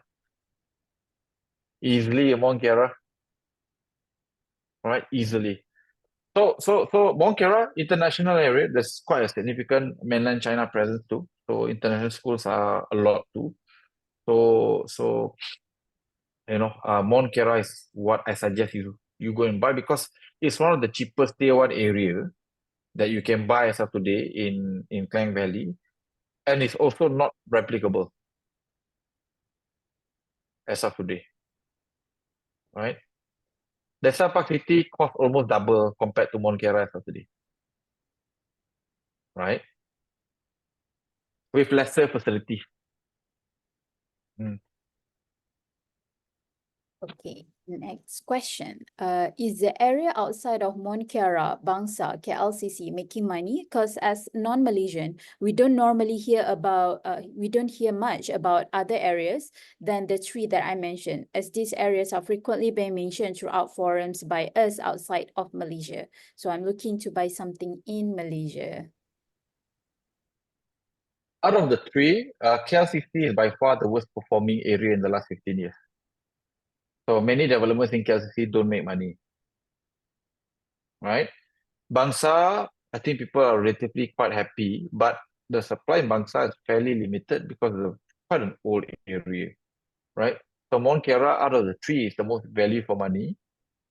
Has got the highest number of property that made money, both from a capital gain point of view, cash flow point of view, because like I said, when international guys looking to buy in, they're gonna look at tier 1. And we like to play the game about we want to buy cheapest in tier 1. So that area is Monkera Utama side. Right. So last 5 to 10 years, properties in Monkera has done better than, certainly has done a lot better than KLCC, right? Also did better than Bangsa. But the main reason why these areas are popular is because these are the areas that fulfills the criteria of foreigner friendliness. You need to buy properties above a certain threshold, and these are only the locations that fulfills that. And if you notice that these are the lower threshold one, which is the weirdest thing, Kuala Lumpur has a lower threshold compared to Selangor. So that's to just protect the country, the people in the country. So not everything you can just speculate, right? That is the main reason why these are a little bit more friendly. And because of that, then suddenly all the international schools, expats, all starts coming in, forming the lifestyle. That's why you will see existing communities there. Of course, there are new addresses that are popping out, like Ambang, like Kepong also feels very tier 1 sometimes, but all the Chinese one, then all the Cheras also, then Bukit Jalil also. But as an international person, you do online research, right? Do be very worried about the difference between a salesperson and a genuine person trying to give you advice. Because if you go online, everybody just going to say their project is the best. That's my worry. I think Sean made a very good point. There's a reason why we recommend tier 1, and most of the tier 1 that you see is all in KL. Nothing of it in Selangor, right? Because number 1, threshold to enter the area in KL is only 1 million ringgit. So here's the best part. If you buy KLCC, you buy Bangsa, you buy Monkera, when you pay 1 million ringgit, you're not paying more than the local guys are paying. The local guys also have to pay R1 million. That's the medium price point. Monkera, Bangsa is higher, KLCC, well, it's about there, lah, right? So the only time, for example, like, okay, I think this is actually quite bad, lah, but I think, this is basically what we do, right? Today as a foreigner, you can buy things in Dutamas at 700,000 because of the discount that we're getting. So SPA is about 1 million, which meets the Kuala Lumpur threshold of 1 million, but the actual net price is just 700,000, right? So these are things that you can buy. And the best thing about get 30, 40, 50% rebate is that whatever profit that you made, the first 300,000 becomes completely tax-free. Because on paper, you pay 1 million. On paper, right? Officially, what you declare to the government is that you buy 1 million ringgit. But the reality is that you actually pay 700,000 only. So the local guys are buying 700,000. You also as a foreigner also buying 700,000. So your risk when you buy into this area is diminished. Now, here's why, for example, KLCC is not a performer compared to Bangsa, compared to Monkera. Because the local guys don't want to stay in KLCC. Zero reason to stay in KLCC. I don't want to stay in KLCC. Sean doesn't want to stay in KLCC, right? Maybe Albee and William and Zach or Azrain, while they are still single, they don't mind staying in KLCC. But no reason, because it's very hard to go and find local food. Want to go to the prayer punya tempat susah, eat difficult, school is impossible for kids in KLCC. It's still better in Bangsa, but it's much better in Monkera. So when you look at it, why? Then it becomes perfectly understandable, because while KLCC is prime for tourists, it's not very horrible. So it's currently being reflected, right, in prices. It's reflected in subsale. So in the last 10 years, KLCC, Bukit Bintang has been one of the worst performing property market, right, in the country, despite its unbeatable location mantra. Right? Next. Right, next question is from Daxino. So previously, Ajal Bukit Bintang was one of the properties to be discussed, but it has been removed now. So why is it no longer a property suitable for foreigners to purchase or invest? I don't think so. You can watch Battle Royale. Okay, you can watch Battle Royale. You can also watch Deal or Grill. Yeah. Next.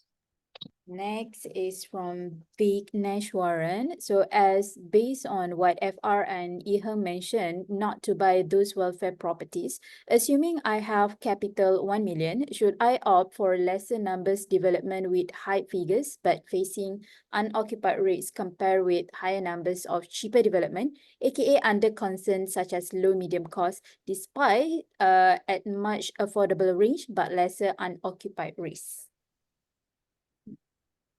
I'm not sure if I understand the full question properly, Oh, I but know already. Yeah, Yeah. so I think buy he's a lot of asked. low cost or buy a couple of good property at mass market. Yeah. Yeah. Kind of that. I put the question Right. in the Okay, so long story short, the medium to low cost will give you a 6, 7, 8% rental yield. But your 8% rental yield give you a cash flow of 50 ringgit to 100 ringgit. It's not meaningful to you at 1 million cash, lah, bro. Does that make sense? Right? So, while it gives you on paper, percentage-wise, good cash flow, but capital gain for this property normally is lower compared to your better mass market property, right? Because in order to get people to pay 100,000, 200,000 higher than what you paid, that property must have a lot of emotional value. So the pool must be nice, rooftop pool, located in a good area. So you buy all this cheap, low-cost property, people are not going to be very emotional about it. No one looks forward to, oh my God, I can't wait to stay in that low-cost property next to 10 Bangladeshis and 20 Indonesians as my neighbor, right? So no one, literally no one. But will those property give you phenomenal cash flow? The answer is yes. Because those cheap property will forever got tenant one. Now, if you are making a 2,500 ringgit salary per month, you have no savings, now those will be a good property for you to start. But at your level of 1 million cash, you're wasting your time. So you're looking at potentially even buying like 6 or 7 property of this. After 10 years of holding it, you're probably gonna get what 2 to 3,000 positive cash flow per month at best. And your capital gain is maybe 100 to 200,000 on all of your property. It's not meaningful. And I will argue you lose money from an opportunity cost point of view. Yeah. So the other thing that we also discovered here is that when you buy the best possible facilities property in every area, the cash flow you can get is actually quite significant. In some of our properties, right? I mean, William have bought, right, a couple of these property really from Kepong to Bukit Bintang, all the way to even Johor. His cash flow per unit is 500 to about, even above 1,000. It's very significant, bro. It's very significant. And obviously, if you find right ones, you can even buy this at 30 to 50% discount, just like what William did. So again, all this nice expensive property doesn't have to be bought expensive. You can buy it cheap. So the key thing here is that if I were in your shoes with that kind of cash deployment, I will target a minimum 7 to 8% minimum cash on cash return, and I will buy something at 20 to 30% minimum below market value. Okay. Don't know how to fund, don't know how to start. Like I said, sign up today, become a client. We immediately give you a list of 5 of these properties immediately tomorrow. All right. So, above 100K, market value below 30%, phenomenal sweet spot. Right? Rental must be also above 7%. Yeah, long-term rental. So exciting. People all going to buy property this week. I can't believe it. We have never entered Penang. And the first time we entered Penang, we bought the cheapest property in the last 10 years. So it's a bit crazy. What a way to announce that we're in Penang, Wow. Can don't announce first before I buy.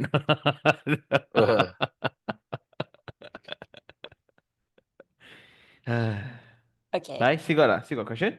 Oh God. Why so loud? Wow, meaning got still got a lot. Still a lot. Got more 19 question, right? Okay. Proceed to the next one. So what are some tips for foreigners to buy property in Malaysia, specifically in terms of disadvantages that we have compared to?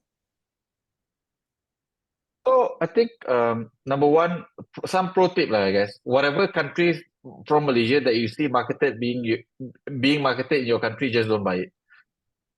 Because those are leftover stocks that the local don't want to buy. So don't be the sucker who go and buy that, right? So that's point number one, right? Point number two, please watch again tonight's session, the recording, right? If you're a little bit lost, as long as you observe the 3 criteria, you can rent, you buy below market, and you buy property that is in the right area with at below market value, you're gonna be able to go and exit. You do that, I think you're gonna be fine. I cannot make it simpler than that anymore. Just follow those 3 things. So obviously then capital depends on which country that you're from, whether you can get financing or not, and all that. So again, come back to if you have to deploy capital here, make sure you're getting at least 7 to 8% return on your capital. Just my most obvious point of view is expensive or cheap, right? It's not your perspective, but the market's perspective. Just because your country sells at 1,000 Hong Kong dollars or 1,000 Sing dollar, right? When you come to Malaysia, it's 700 ringgit. Well, it's dirt cheap, like 1/4 of the price of your property. But it's still an expensive to a local. So I think you need it's advisable to switch the mindset to a local buyer's mindset. I think that's very important. Don't buy something that obviously we cannot sell as a local perspective. Then we go to your country, spend money there and sell to you. Because it's still dirt cheap in your perspective. Yeah. So that is Faizul's first point. Right? Next question is from Matt. So if developer willing to give so much rebate at 20 up to 30%, does it mean that the project is not selling well? The reality is that the reason why it's not selling well because we're selling, let's say for example, the Penang property, right? It was sold at 800 ringgit per square foot, right? So there were time about 800 ringgit per square foot is deep cheap in Penang in the area lah. So obviously the market has shifted, right? And Penang's rental yield cannot justify 800 ringgit per square foot. The rental yield in Penang just barely justify a 450 ringgit per square foot, right? So which is why, like what we said, right? What are the criteria that we said?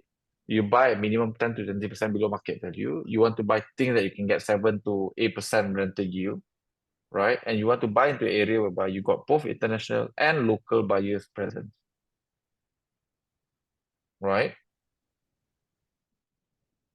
Once you do that, again, your risk is much lower. So now, some of these developers last time was at 800. So today, because they couldn't sell, they're a lot more motivated to give a 20, 30, 40% discount. But they cannot give it openly, bro, to everyone. Because then the 300 people who pay 800 ringgit per square foot will be quite pissed. So who they offload those units to? Bulk purchasers like us. So we're like, black ops, we sell quietly. You know, people are asking, right? Just now, right, in the comment, right? What are you guys doing? I cannot find any of the property that you mentioned in Google. There's no property called Albee. There's no property called Soya. Yeah, because there's no such thing. It's all code names. We cannot even reveal those properties because by revealing the property name, then you're going to get upset. So you went to the developer sold you this unit 800 ringgit per square foot, only to find out that we bought him at 550 per square foot. All right, which is why only clients have access to the properties. Because the nature of the deal here is that, yeah, we're getting all this additional discount, but it has to be sold privately and only to clients. Only clients can have access, right, to these deals, right? So, yeah, it's selling at 20, 30% rebate, right? And back then it was 10%. Obviously, some suckers bought at 10% discount. We are just refusing to be those suckers. We want to buy at 30, 40, 50% discount. That's it. If they can sell everything at 10% discount, they will sell. But it doesn't mean it's a good property, right? I remember the property that William bought in Iskandar Putri, right? Tiga. It was sold about 800 ringgit per square foot and there was a queue. The property was 90% sold in 6 months. There was a queue. No rebate, no nothing. People have to put cash. Everyone who queued, put cash, all lost money over the last 10 years, right? We only bought 20 units. Only our clients are making money because why? We pay a lot less than 800 ringgit per square foot. That's it, right? The percentage of rebate has got nothing to do with the quality or the prospect of the property, right? How fast it's being sold has got nothing to do whether you can make money or you don't make money. Whether you make money or not, goes back to one simple thing and one simple thing. What was your entry price? What was your margin of safety? How much below market did you buy? That's it. Okay. Next. All right. So next question is from Tai. Regarding below market value percentage of properties in top 10 list, do each require to purchase via far cap in order to get this pricing level? No. These are all public pricing. Market price point is different. So you buy from us, it becomes even cheaper for some of these properties. But these are all just public pricing, right? Based on public package. What is being discussed in forums, you go to agents, you're gonna get those price points. I can't even reveal our price point, right? So some of these projects, developer price point got 3-star rentability. Our price point got 5-star because why? We're buying 100,000 cheaper. Suddenly the rental becomes very different. Okay. Okay, next question is from Ahmad Hanif. Can you comment and show an example for cash buyer on Sunway Velocity 3 with to the progressive payments under far cap purchase? I mean, the progressive payment will be the same lah. You buy from Fakab or you buy from outside, it's the same. The buy from Fakab is going to be cheaper. You buy from developer, it's going to be slightly more. It's not going to be much of a difference. It's 10,000, but it's still cheaper lah to buy from Fakab. Everything else is the same. You buy from developer or buy from Fakab. Right? And if you're looking to buy for investment and you're looking to do cash purchase, we don't recommend velocity. Right? We will recommend something else. That from a rental yield point of view is going to be much better than velocity. 4-figure positive cash flow. Has got better facilities than velocity as well. Right? And velocity is quite highly rated, right? If you look at this, and we're just buying something better nearby.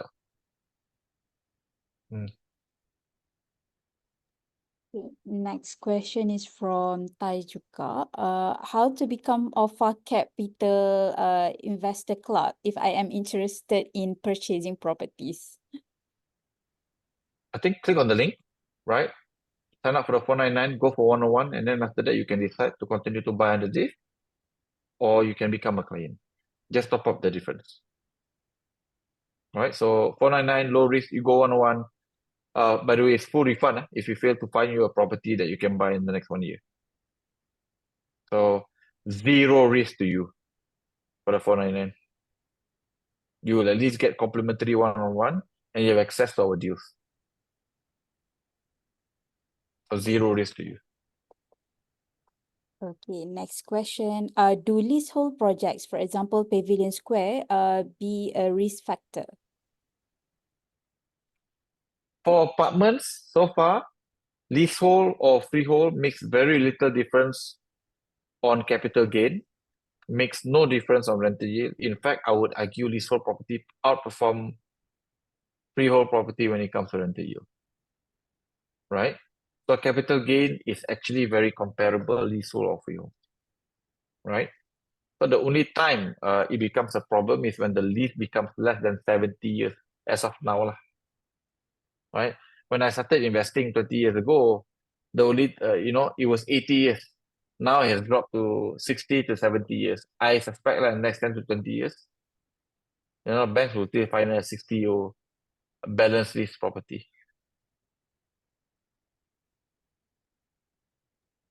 Okay, next question. In addition to condos, do landed properties also good options for foreigners buyers? Landed property will fail the rental yield requirement of minimum 6%, right? So there's no landed property right now in Malaysia that can give you above 6% rental yield. Right? So it will fail that requirement. It'll give you a decent capital gain, but it will fail the requirement rental yield. Right? So because we don't want you guys to suffer from negative cash flow, therefore landed property is not part of our portfolio recommendation. Because our portfolio recommendation must 20% below market value.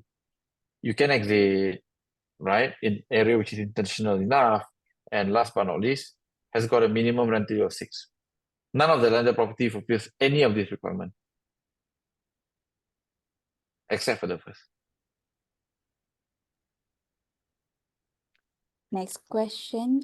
In addition, better rental rates, do branded like developers or hotel operators project have better chances holding values when subsale?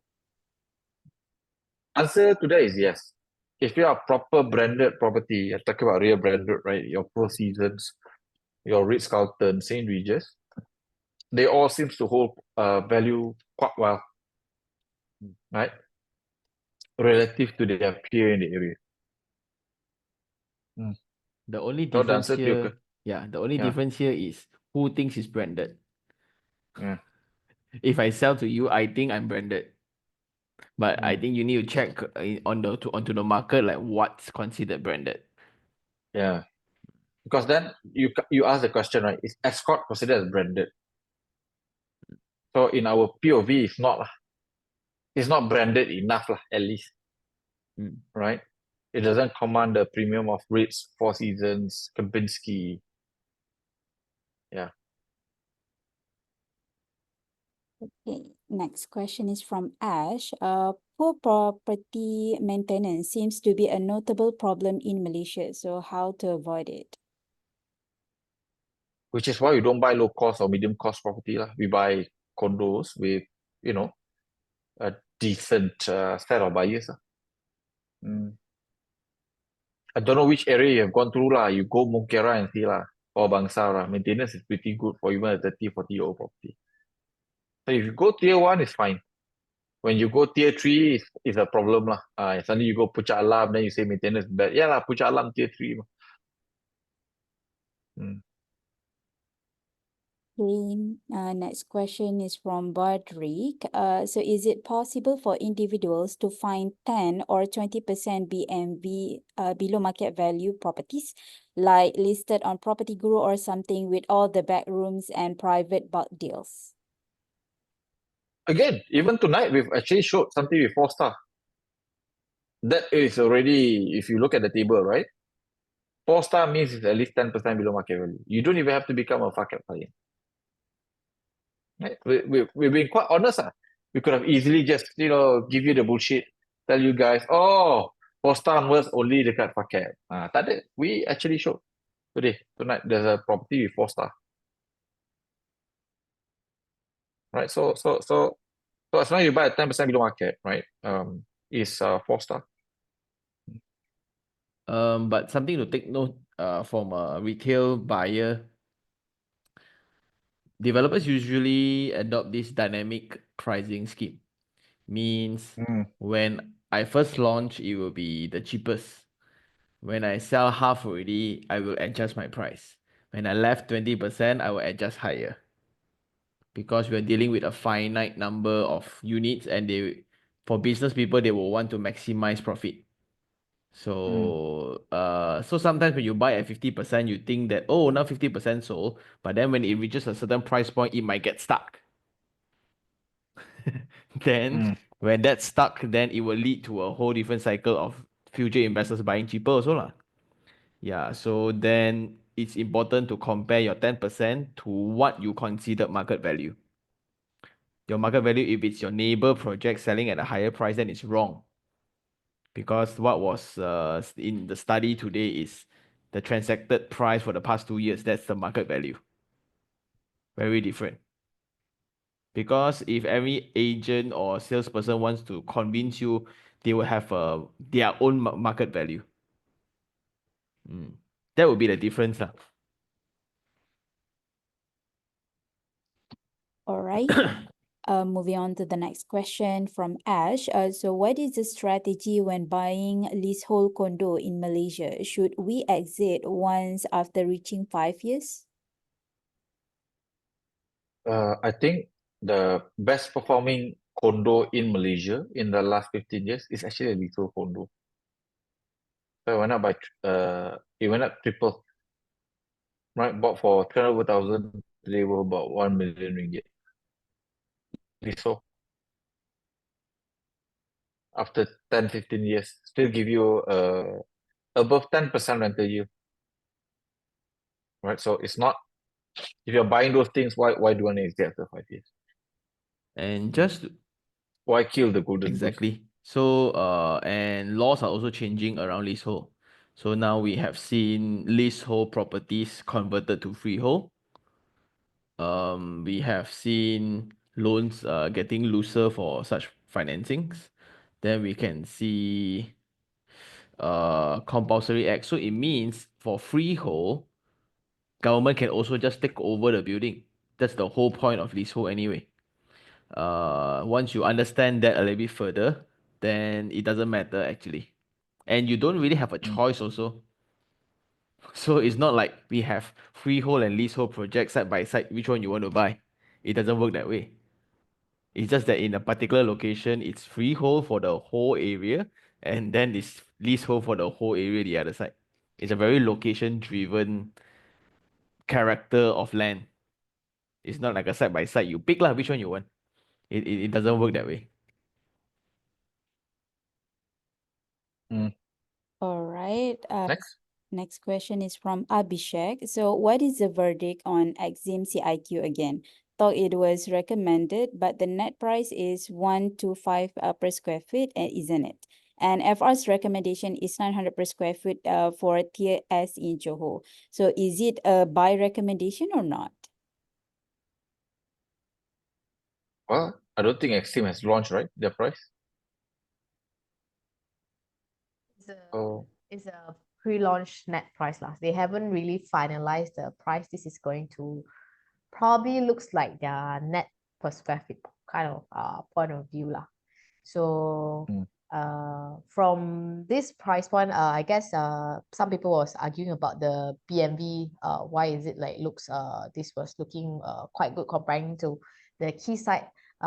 It was just solely depending on all the launches of all these CIQ projects. But if you're looking at the median of this area, for this all CIQ was about 750 per square feet ish. So all of these are above the median, like way above it.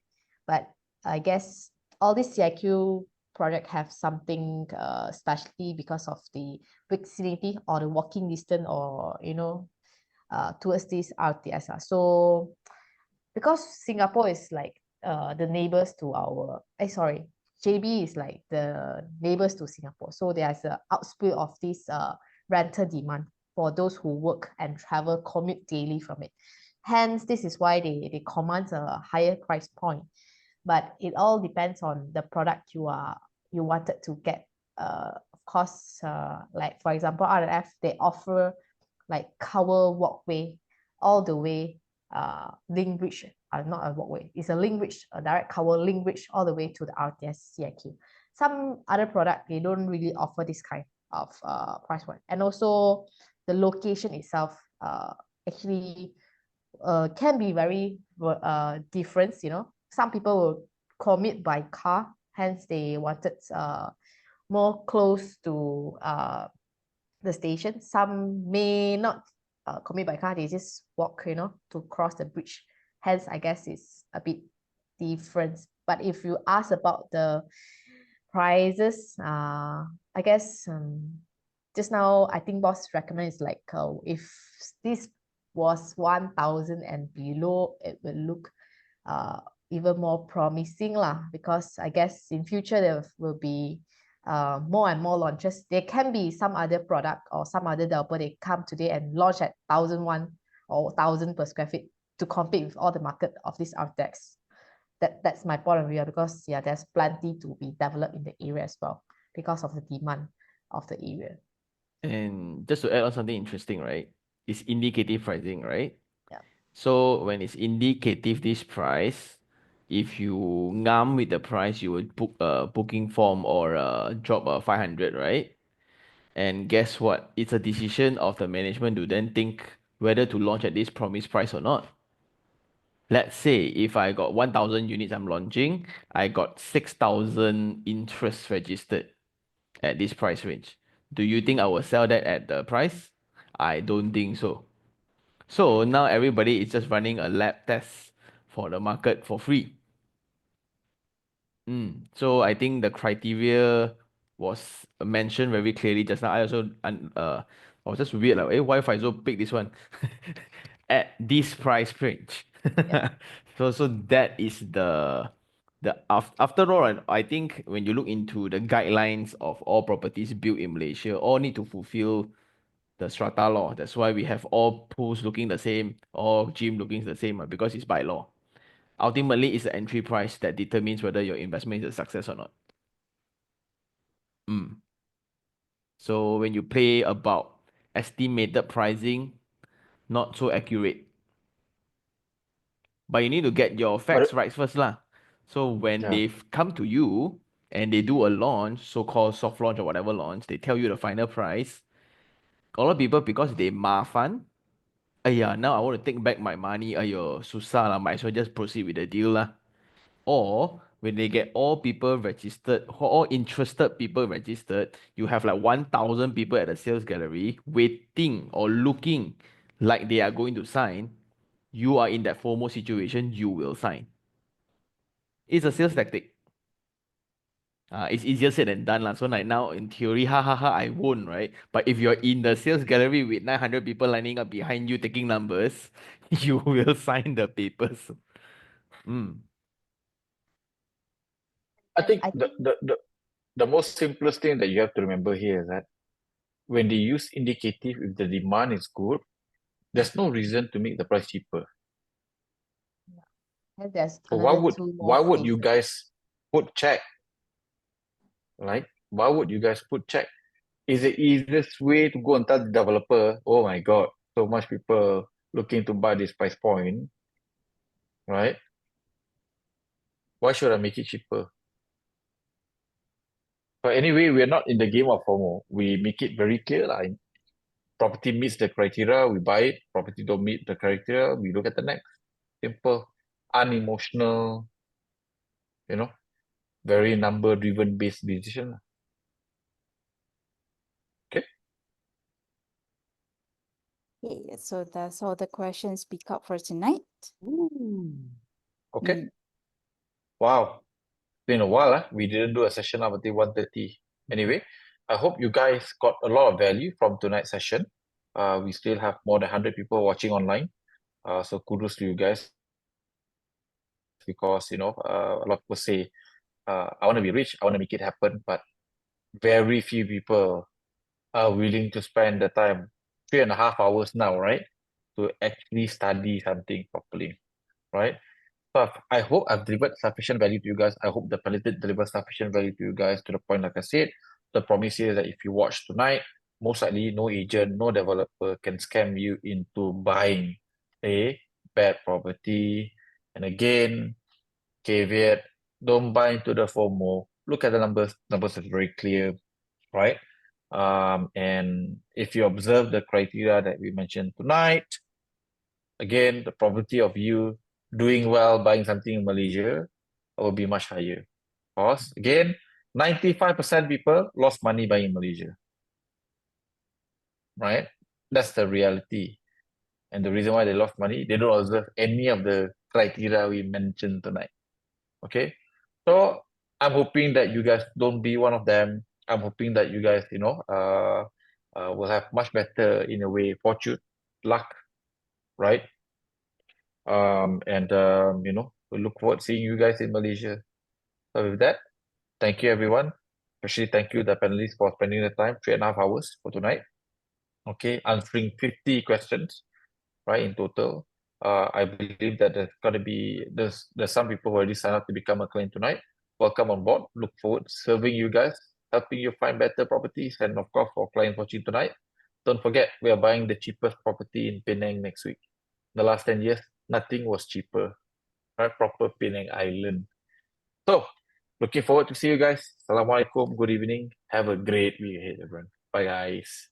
Bye. Good night, everyone. Bye.